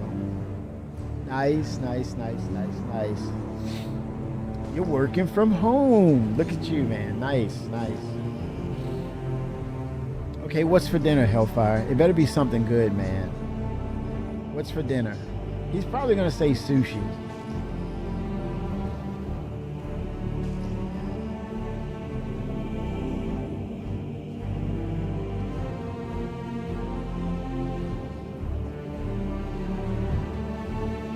Toes are looking good.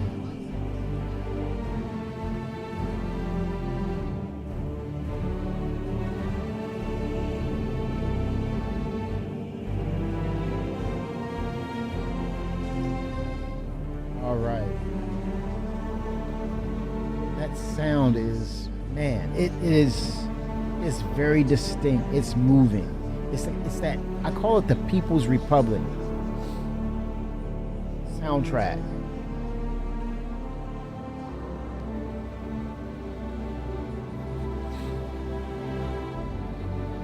And then there's the hope that comes in. You know, that hope theme of Nyx comes in. The possibilities of what could be. That's the decipher for me. That's what I'm feeling. That's my take from that. The art, the audio art, artistic creation of this track. There's a narrative in it. There's a story in this, and it speaks to you. Can't make this up. They did, but I can't make it up. But it conveys very well. It conveys very, very well. I feel it. It's moving. It's something you can't ignore. If you're not, you don't recognize it. It doesn't capture your attention. Please check your pulse. You're of the undead. And it's still daylight outside, so do not go outside. You might burn up. You are not alive. You have no pulse.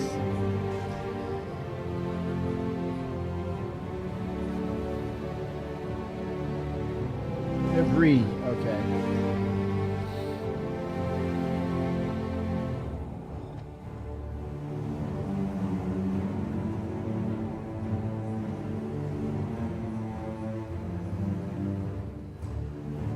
Those feet in, shall we?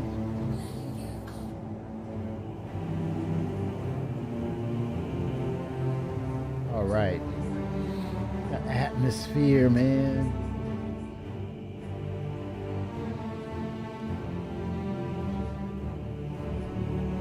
All right, let's get some minables, man, shall we? Hopefully this is the module that will do it. But it's a new patch, so I'm discovering the old module is not the same module you should be using. Oh, Lindenium. Should I get greedy here? Get a little greedy. Lindenium, come to me now. No, stay there. I'm on my way to you.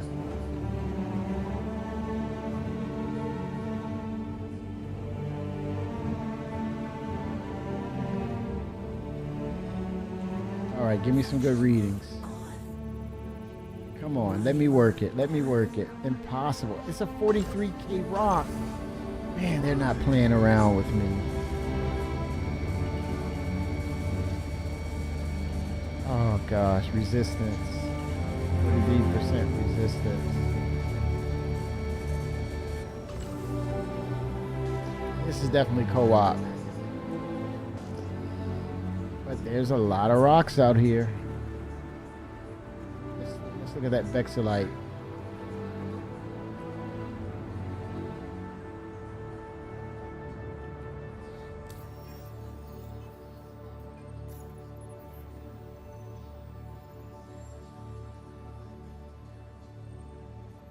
Oh gosh.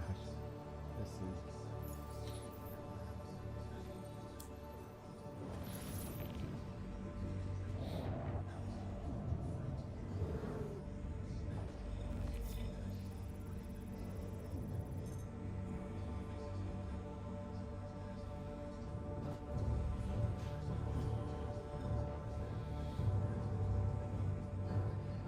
All right, this is workable. Man, these rocks are unforgiving, man. 16K for that one.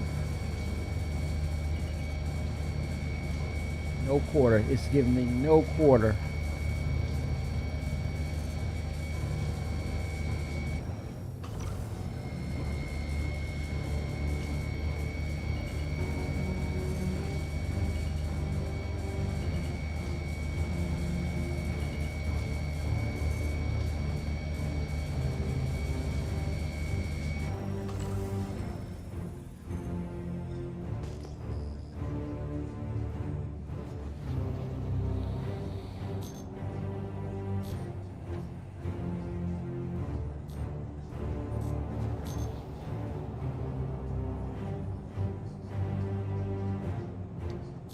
The mole, we got to get the mole. Holy smokes, the prospectors are no good in this area. Holy smokes, man. Okay.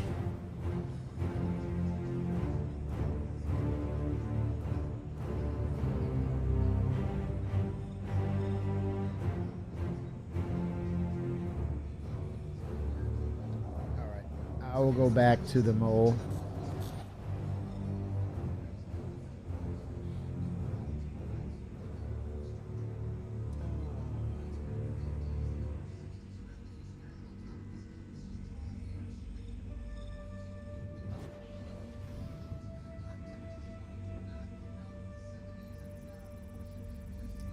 Revenge of the Mole. This is the first one that I've ran up on that says challenging. Everything was just impossible.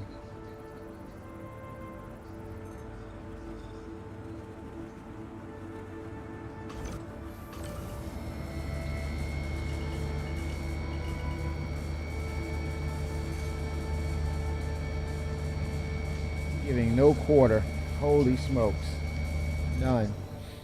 All right, let's look at the challenging or the other one here. See what is that telling me? Okay, hard, difficult.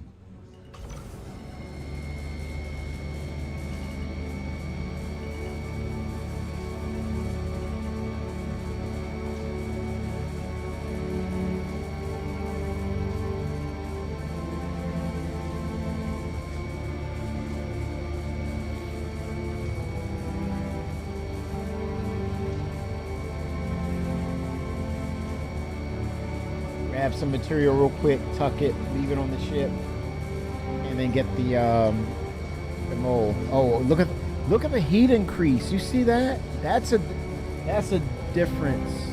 That's a visual difference right there. Power critical. Warning. Power critical.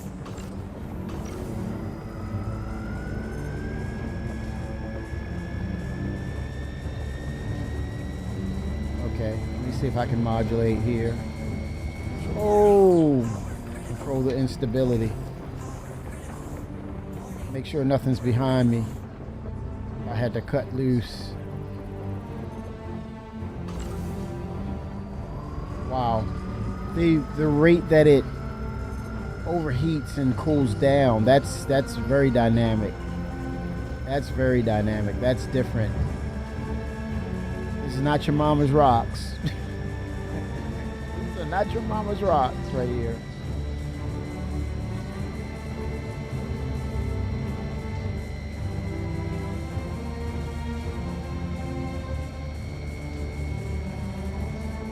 Oh crap. Looking now to see if I can back up.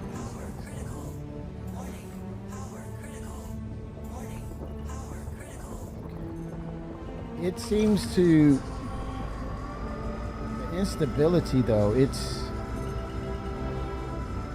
nothing to play with. This is definitely challenging. It says medium.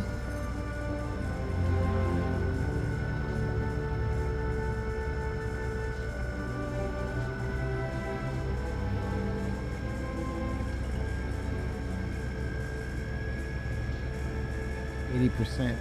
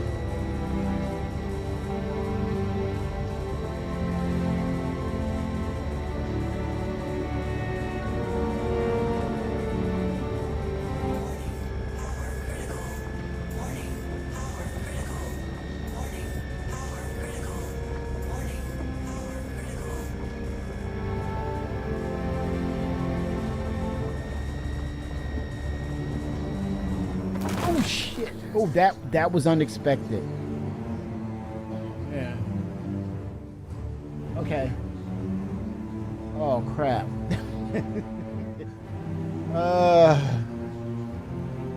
This game is making me say this, and I don't want to say it. Gotta control it.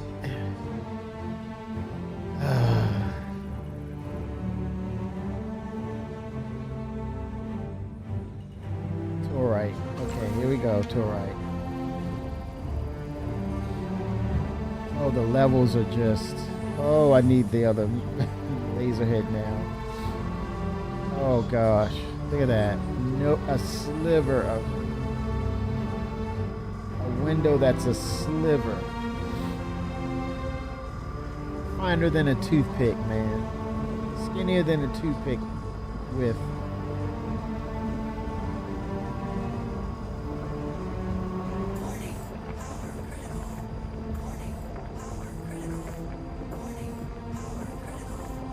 And they saying it's easy. You gotta be kidding me.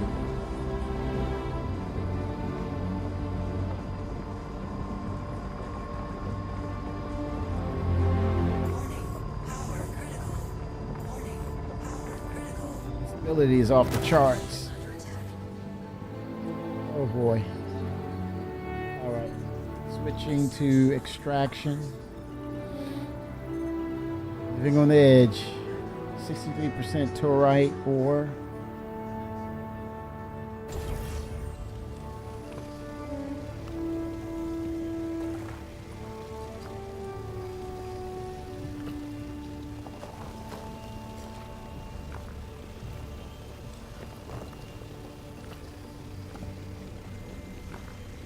Oh, that piece may not be worth the effort. Oh gosh. Oh man. Oh boy. Okay, only 30. Okay. 353. Let's see the others. 353 you said. 60% right there for taurite. 353. What's the good number? Okay, I'm seeing the percentages and the number now. That one's 353. What's the threshold?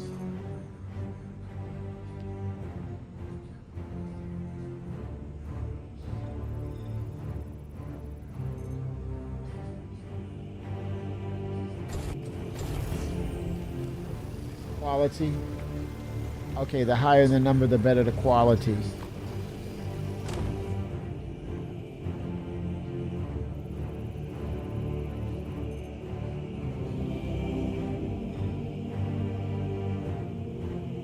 I love that music. It's like the People's Republic. People's Republic. Fracturing mode.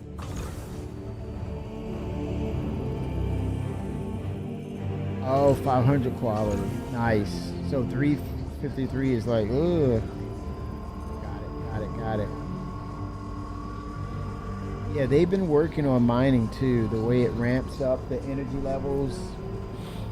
They've been busy. Warning.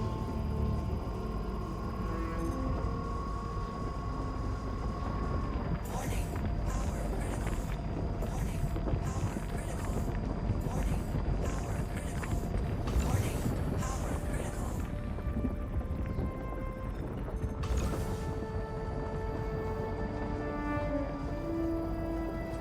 Power critical. Yes.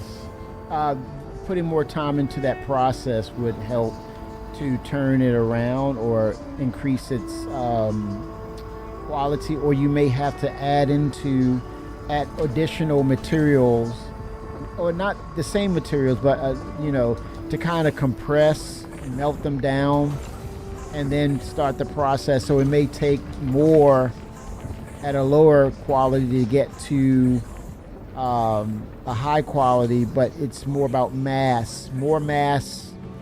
You have to acquire more mass to kind of equate to. Once you refine it, then the level of quality comes up, but you have to amass a ton of it to get it to a good quality level, along with how much you have. In other words, if that makes sense. I think that would be a good mechanic in the gameplay. Quantity over quality. You need more quantity to equate to the quality levels. Oh, man, it felt it all the way back here. Wow. Did you just say that, Finra? Are we getting closer to the Endeavor? The Collider. Not the Catalyst, but the Collider. Hello, Endeavor, are you out there? Endeavor, come out to play. Endeavor, come out to play. Yes, the Endeavor. Like a Collider. I would say Collider, Finra. Oh boy. Oh boy.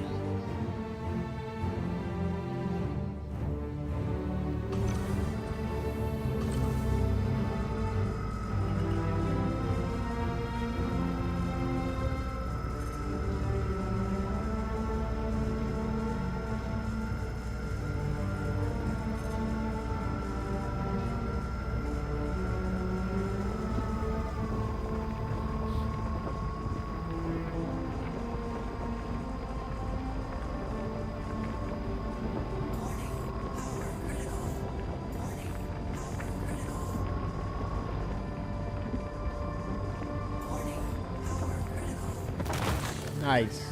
That was a hell of a job right there. One hell of a job there.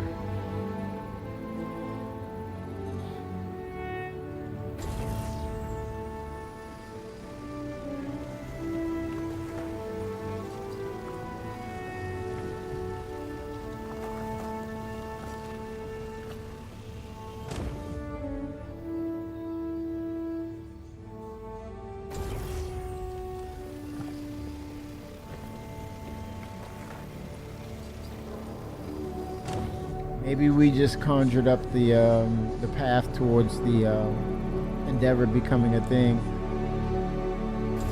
That would be cool.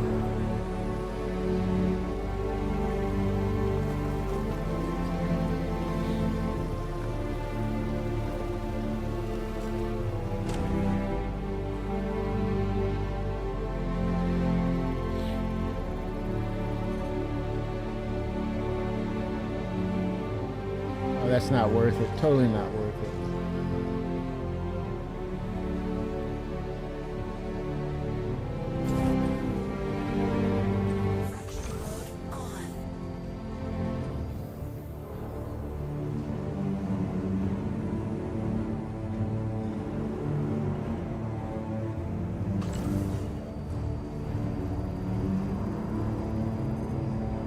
no, not. I am not implying that. I would wholeheartedly agree with you on that one.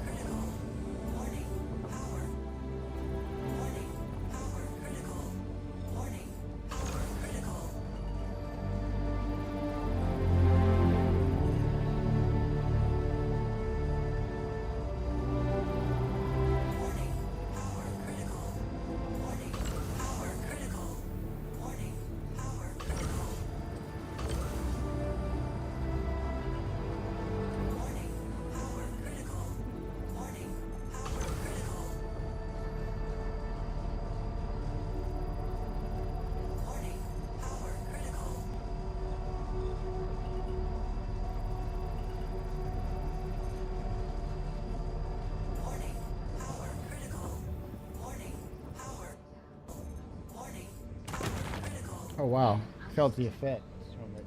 Extraction mode on.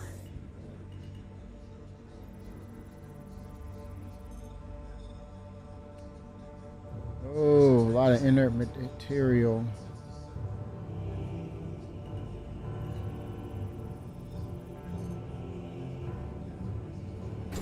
A lot of inert. Holy smokes.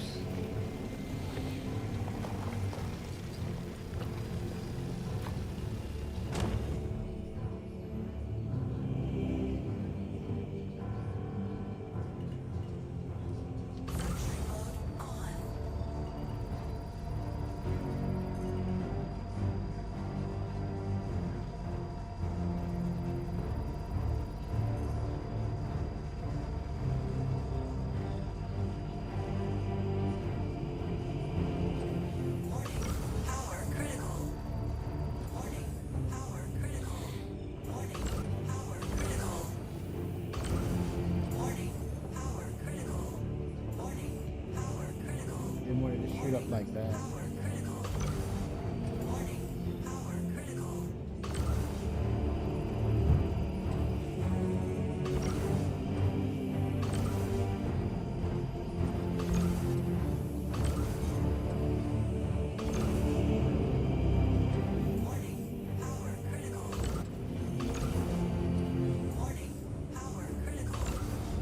Wax on, wax off.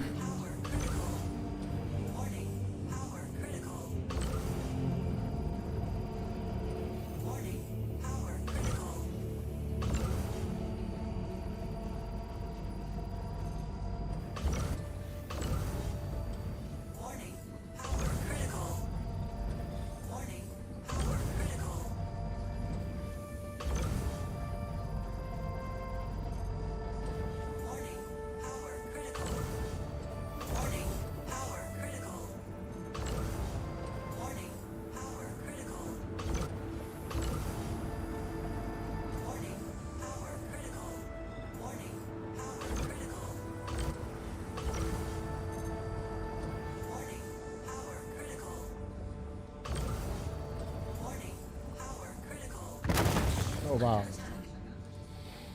Extraction mode on.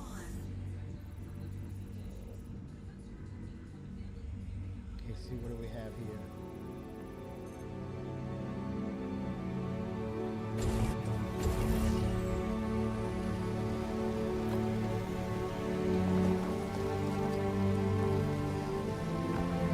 Beginning to see those variations.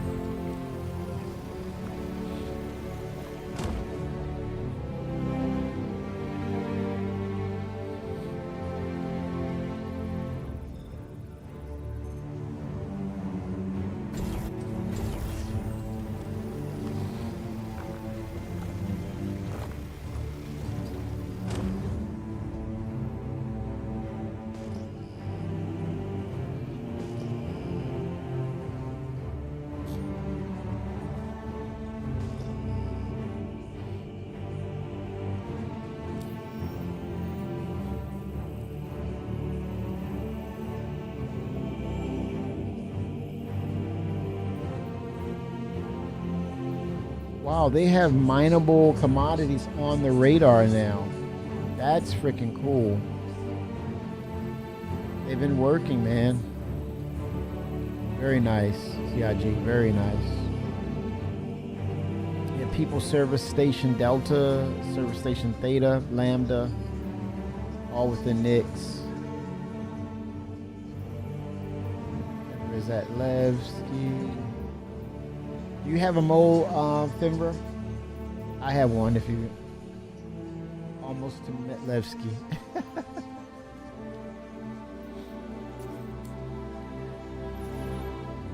I see your marker.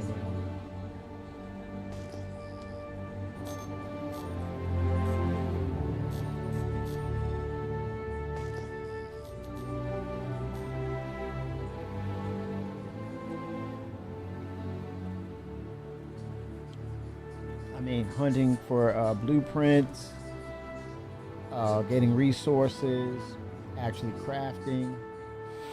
I think the next step, natural step, we may get, there's a chance we may get base building after 4.8, because that's what, May, June, July, because they'll have the tram system in place, they'll have the hangar tier 0 in place. There's a possibility for that, but then that's going to be huge because okay, I have one. So yeah, it will open the doors. It gets us closer, even closer to base building, because with what they're doing with modularity with ships, don't think for a second that modularity for bases is totally different. Those are rooms. Those are square boxes, rectangles, whatever you want to call it.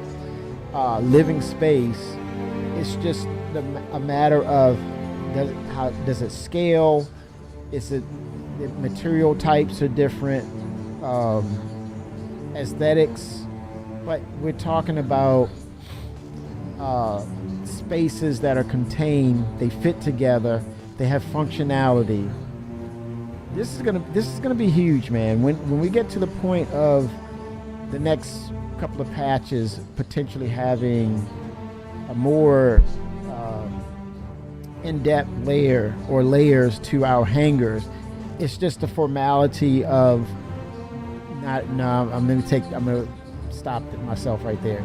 I think then it starts the conversation of how do we leverage that over to shipbuilding or base building for ships. But I think once we nail down the hangars, and here's the thing, the Galaxy, they said it's coming for November.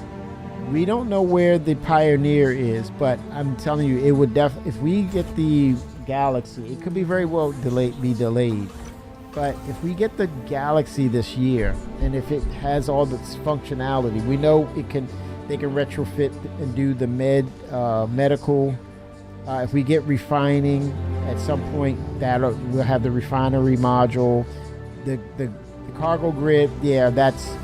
I kind of see that now. It was kind of like, oh, what is this, man? We don't have a container. But what I would love for them to do is give you a default cargo grid for if you don't have any modules for the Galaxy, but make that purchasable the cargo grid, make that an additional, or allowing you to increase your cargo size. It would make all the sense in the world, and people wouldn't be feeling as salty about it, about, hey, this isn't a cheap ship, and you mean to tell me I don't have basic cargo on it? I would say, yeah, it should have a default cargo grid, but with the additional module that's cargo, you would increase your number or mass to move cargo.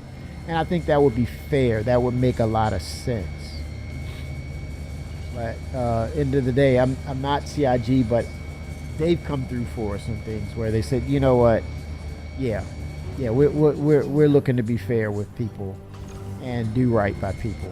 Some things are, but it's the development side of it, and trying to hit the mark on things and make things profitable. I get it, but end of the day, a default cargo grid would be great for the galaxy because of what it represents. It's our side, man. Come on. Roberts Space Industries does not skip on things. If so, who are we talking about here?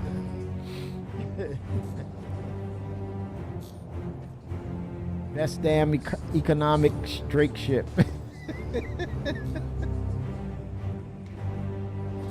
I can hear it, armchair developer. Yeah, it would be good, man. It would be good, Chris. Let's make it happen, Cap.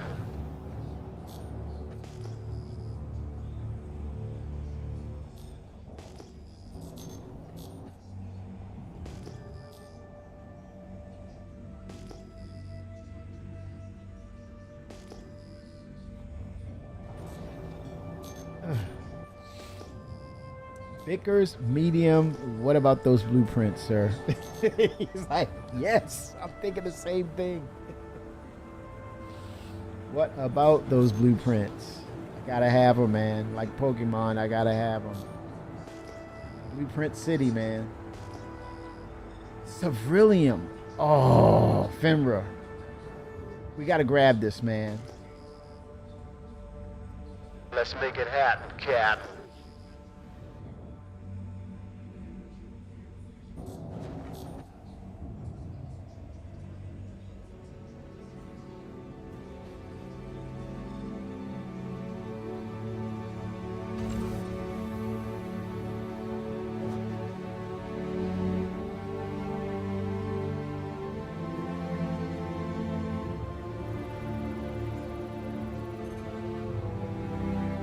All right, Sevrillium. Oh wow. What if? Remember, you can sit on this, and I come back with the prospect, the mole, to make my upgraded P4AR. Okay, okay. Star Citizen is a game in development officially with that statement. Got a little bug here. Sevrillium. Anyone knows the value of Sevrillium? If it's a thing. I have the Star Wiki, this one.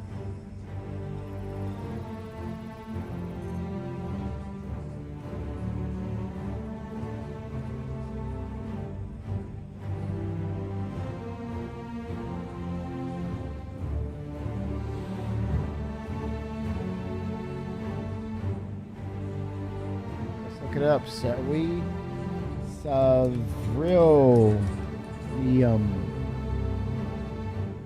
It is. Sevrillium is a metal commodity that is refined from Sevrillium ore. This metal, first discovered in the Nyx system, was a main economic driver for early miners of the system, thanks to its unique alloyed properties.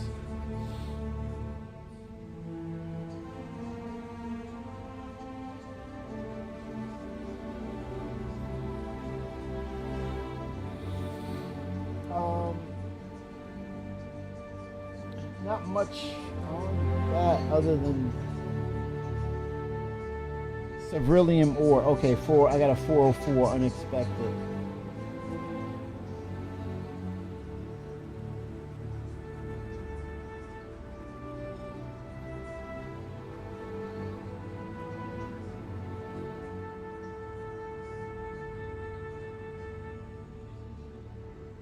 Oh, Sevrillium was implemented in Alpha 4.5, and it's a key component to the game Star Citizen.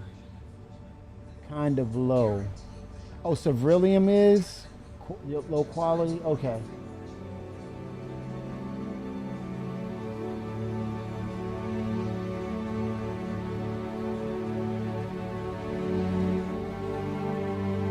Oh, they don't have a full report on it.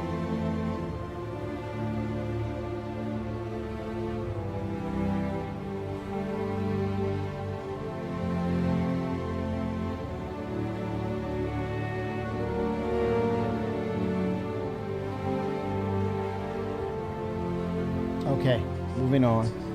Nothing to see here.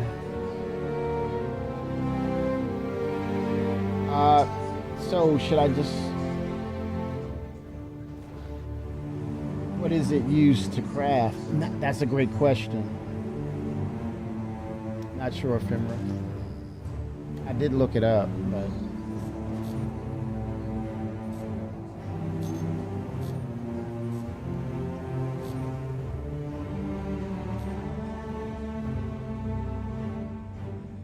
Interesting.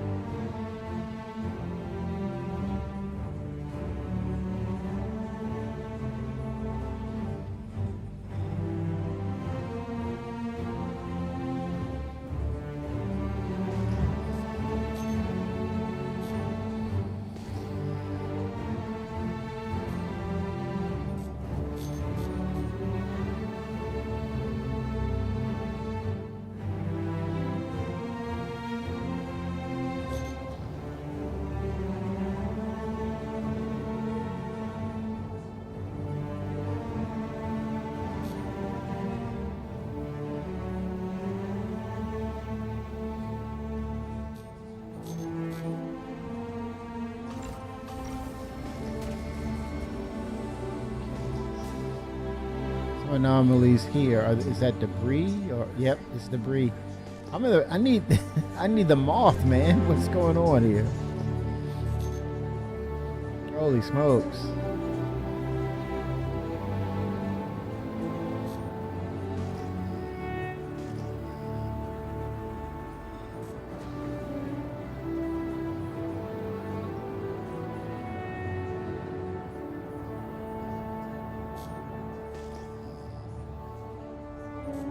Probably same thing, probably debris. Raw ice. Wow. We have raw ice. Interesting. Let's see. Never interacted with raw ice. So I guess that would be a very valuable commodity. You go to like a Layer 3 or a desert-like area. Hot. Pyro. Oh, definitely pyro. Oh man, I gotta do this. Sell some ice at pyro, man. Or do I just extract it? Okay, you have to fracture, I guess. Should be one of those things you just extract because it's ice.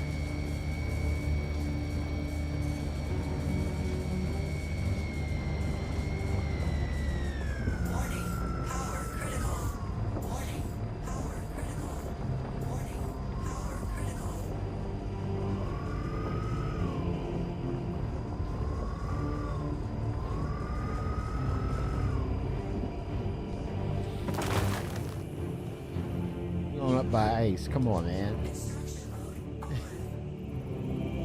Here we go. Extract.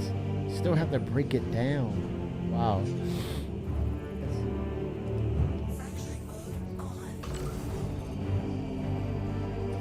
Composition. Raw. 100% raw ice.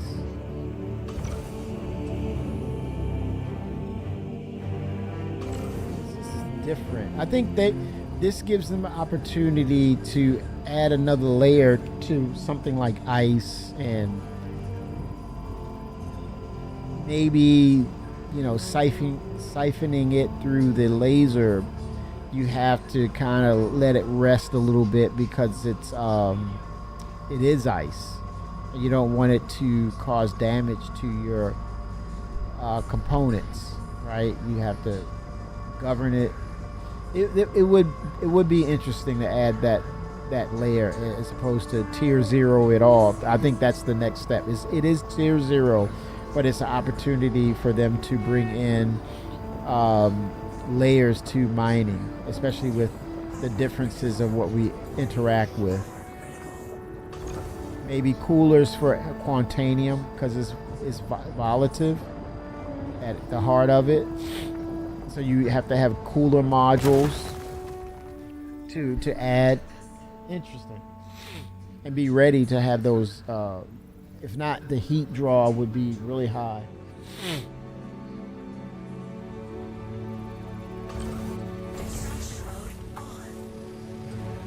Yeah, there's a bug there. It just disappears. Sell ice. Water reserves. Interesting stuff.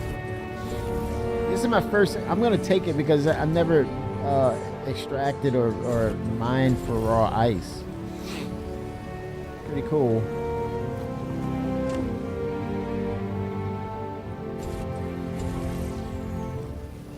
I don't know its worth, but it could probably sell at a high price point in Pyro. I mean, it makes sense, right?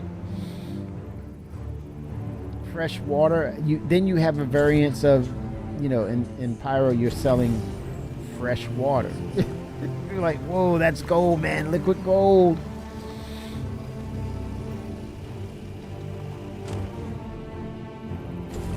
Gotta have it.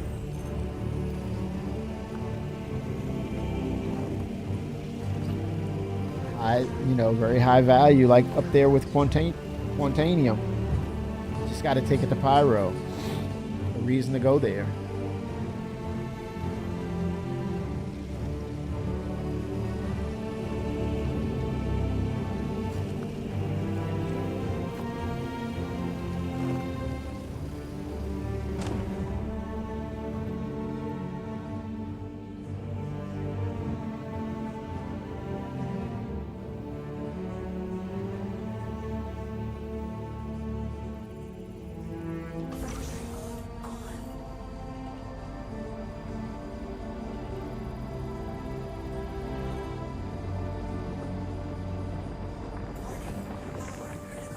Wax off.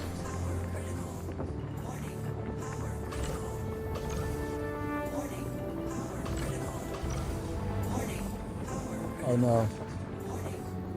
Oh boy.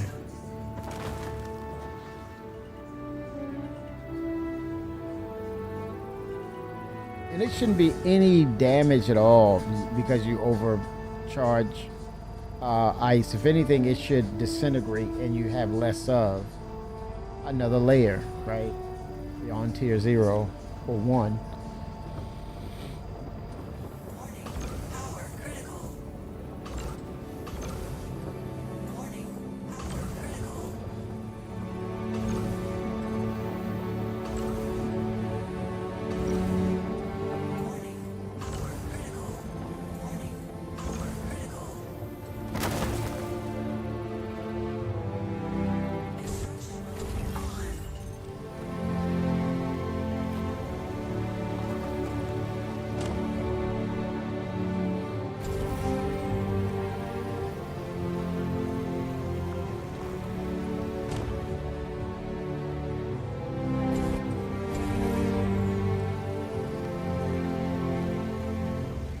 I think it's good for us to have a portfolio of various elements or minerals, whatever the case. And I think as we get further into crafting, maybe coming up with variations or, multiple alloys and combining them, and you're getting variations within it to recreate things. It's endless, right? Opportunity is really there, but this is tier 0. But now is the time to have those conversations and spark up those passionate ideas of what those possibilities could be long term in the game.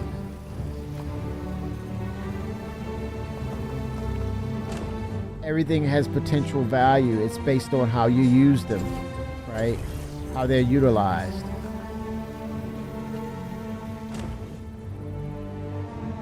Very interesting.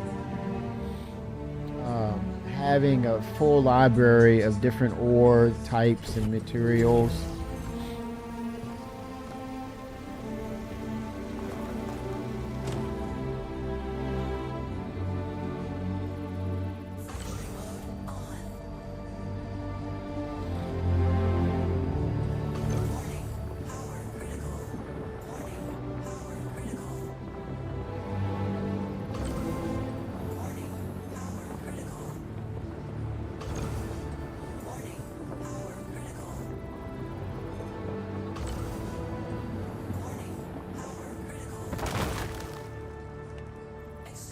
Well, they didn't give a warning that the shield was under attack. That's good.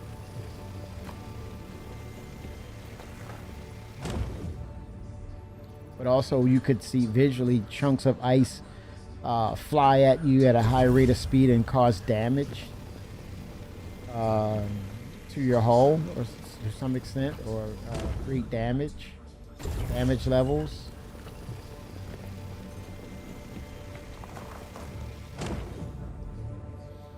All right, so let me head on back. Fracturing mode on. Yeah, it looks like Fimra's there. Mode off.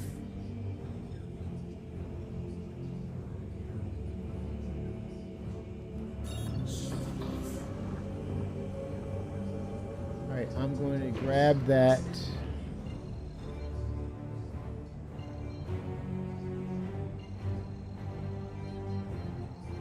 I'm going to go ahead and grab.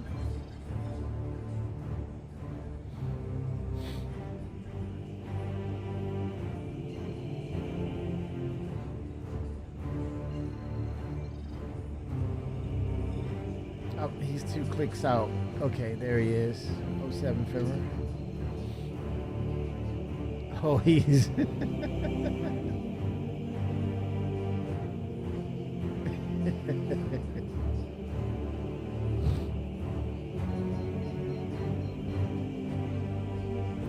Or should we just. Oh, let me dump this stuff off. Come back to you.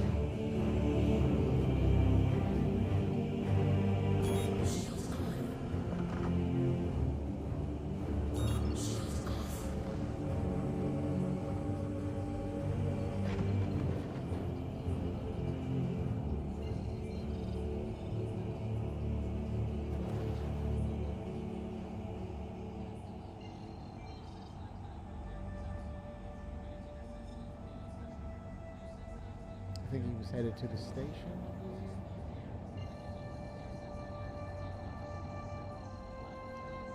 Aphrodisiac 07. You've been on a break since 323. Holy smokes, that's a sabbatical. You've been on break since 323. Good time to play again, or still wait a year or more. Whoa. Good time to play. Good time to play. Are you into crafting? Are you into refining? Are you into mining and finding blueprints and collecting? Then I would say, yeah, great time to drop in and say hi.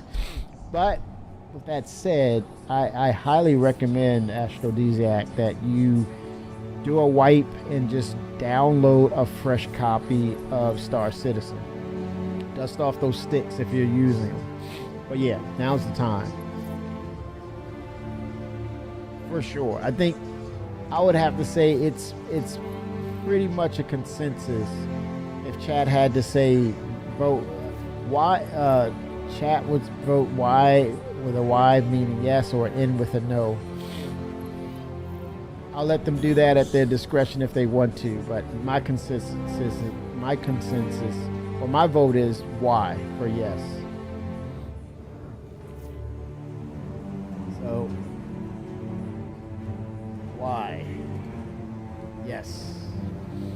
Now's a good time to come back or play.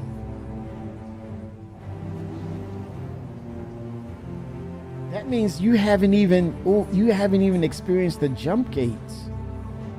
Ooh. Holy smokes.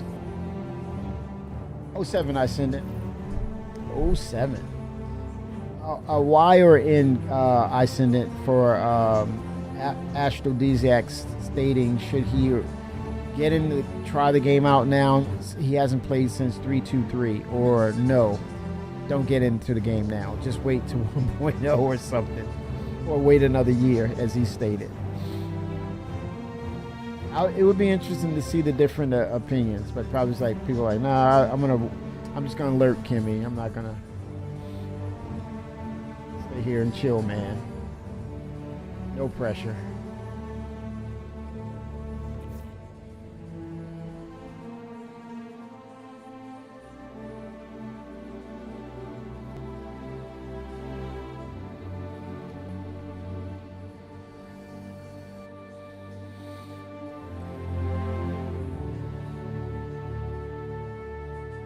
Holy smokes, man. You are a modern day unicorn. That's rare. That's interesting. I think you definitely might want to get in there and, well, for sure, you're definitely going to have to learn the game over to some extent. A lot has changed. A lot has changed.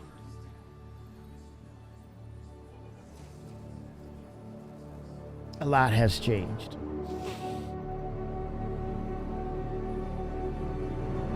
Oh, gotcha.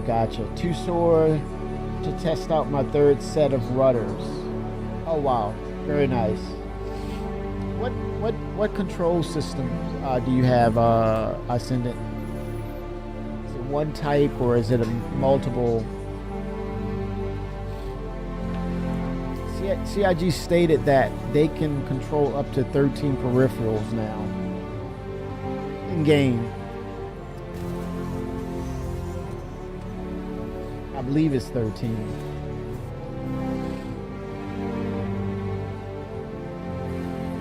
Okay, VKBs, very nice.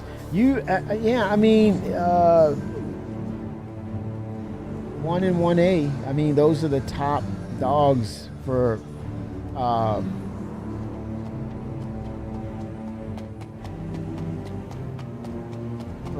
stick controls, for sure. I think there may be one or two others that are really good. Wing, and there's another one too. Another one I can't really get the name of.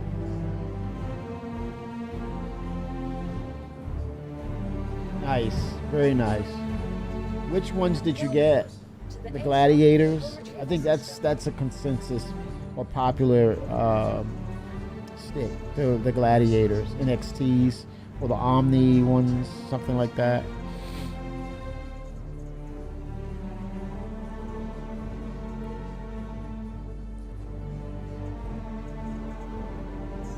Storing it. Move to our storage facility. Your insurance claim has been sent.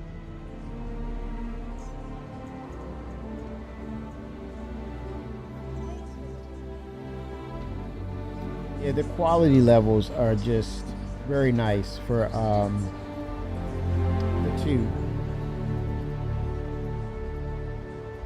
Quality levels are excellent. Ah, yeah. Wow, titanium meat. Okay, gotcha.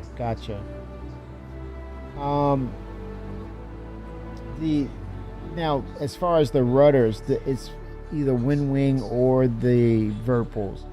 VKB has yet to come up with the 3 axes rudder pedals. They don't make them. It's just 1 axis. Very nice. Next Evo premiums. One is Omni. Difference with the premium is that you can go dry clutch, meaning if you move the stick in one direction, it stays there. You can take your hand off; it won't spring back to its center. It stays where you move it. That's the difference. One of the difference with the premium. I think some of the materials a little upgraded, but quality level for both. Regardless, there, but yeah, they call it the dry clutch.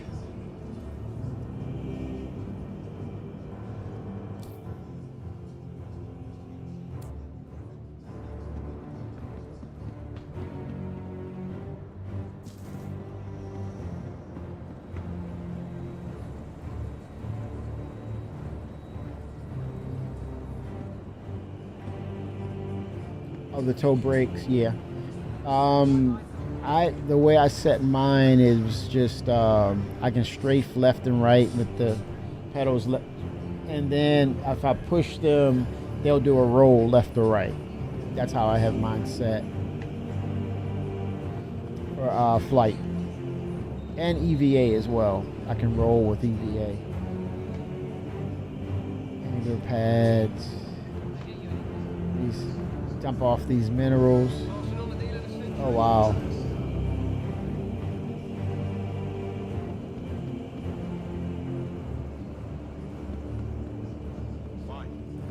ore sales. Okay, here we go.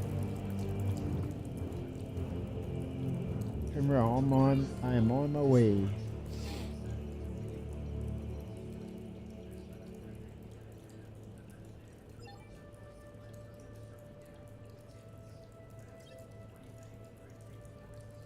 No thanks. I'm not gonna sell all that. The inert material.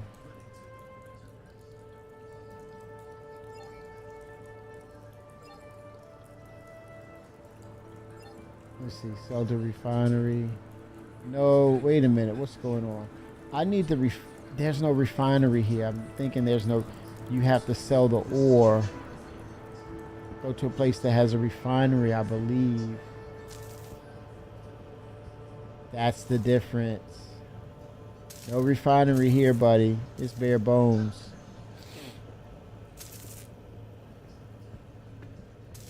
Get some commodities. Lux or something. Diamantium. Comport.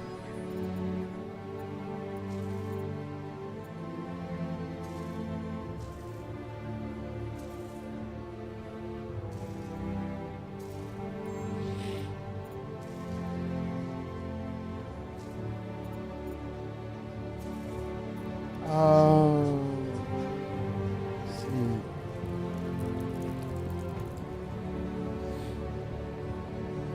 So this is the difference now. You come to the small satellite locations, you may not have the refineries. This is cargo though. They do cargo. And let me see if they have a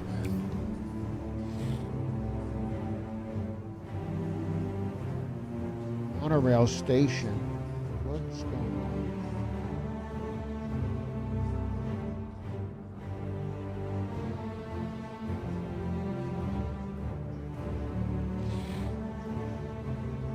TV breaker station.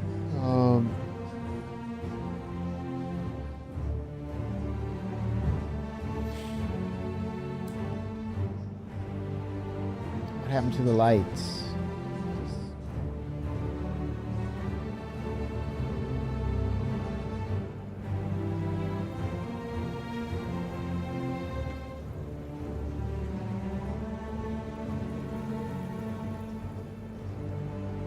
There's I can purchase any drinks or What will it be? drinks, Lux, if you have it. If you don't mind. Reclaim water, I'll go with that.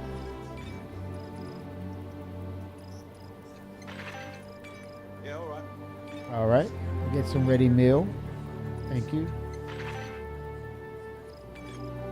All right. Appreciate you. What can I give you? I'm good.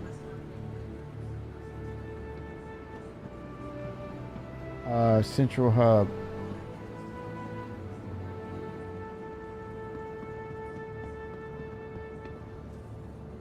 That's Central. That's probably tool supplies, cargo, What will it admin, be? Yeah, okay.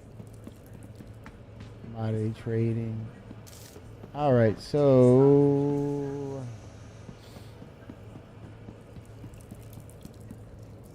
solder exciting. Discover deposit, earn a finder's bonus. New star system.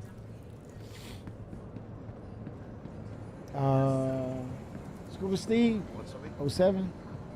How are things with you? What is going on? Elevator hangers. All right, let's see. Let's grab that mold, shall we? Let the mold unfold.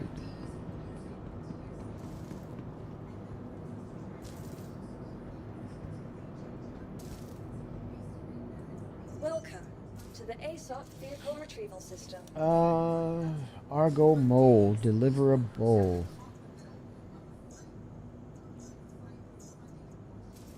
Retrieving. Your vehicle has been delivered to the following location. Oh, so far so good. Steve, Scuba Steve, how are you holding up with the 4.7? Are you actively testing, or what's your take on it? Days like today remind me why I left Terra. I got this compound and she's... Look, she means well, isn't the best at expressing it. She just comes off as very...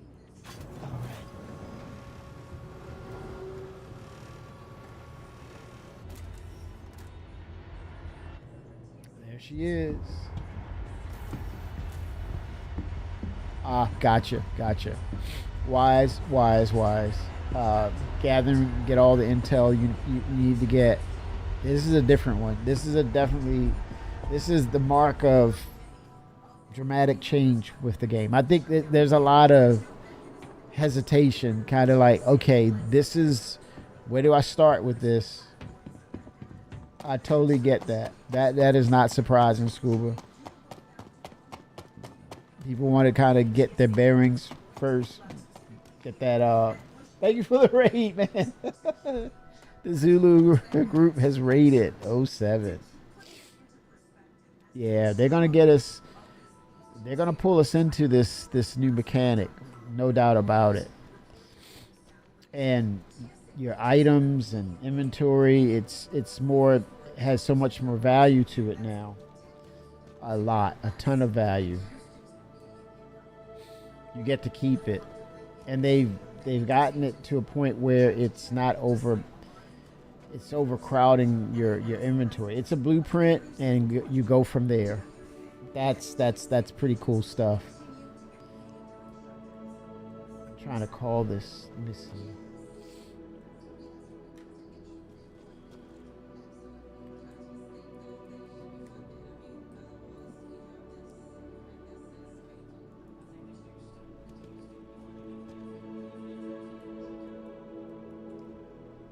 Oh, that. Okay, here we go. Call elevator. Very nice. There we go. Now we're cooking. It's different. Is it on both sides or just one side? Okay, one side. I got you, Argo. Going up. Could I craft one? Probably. There's a possibility, but I don't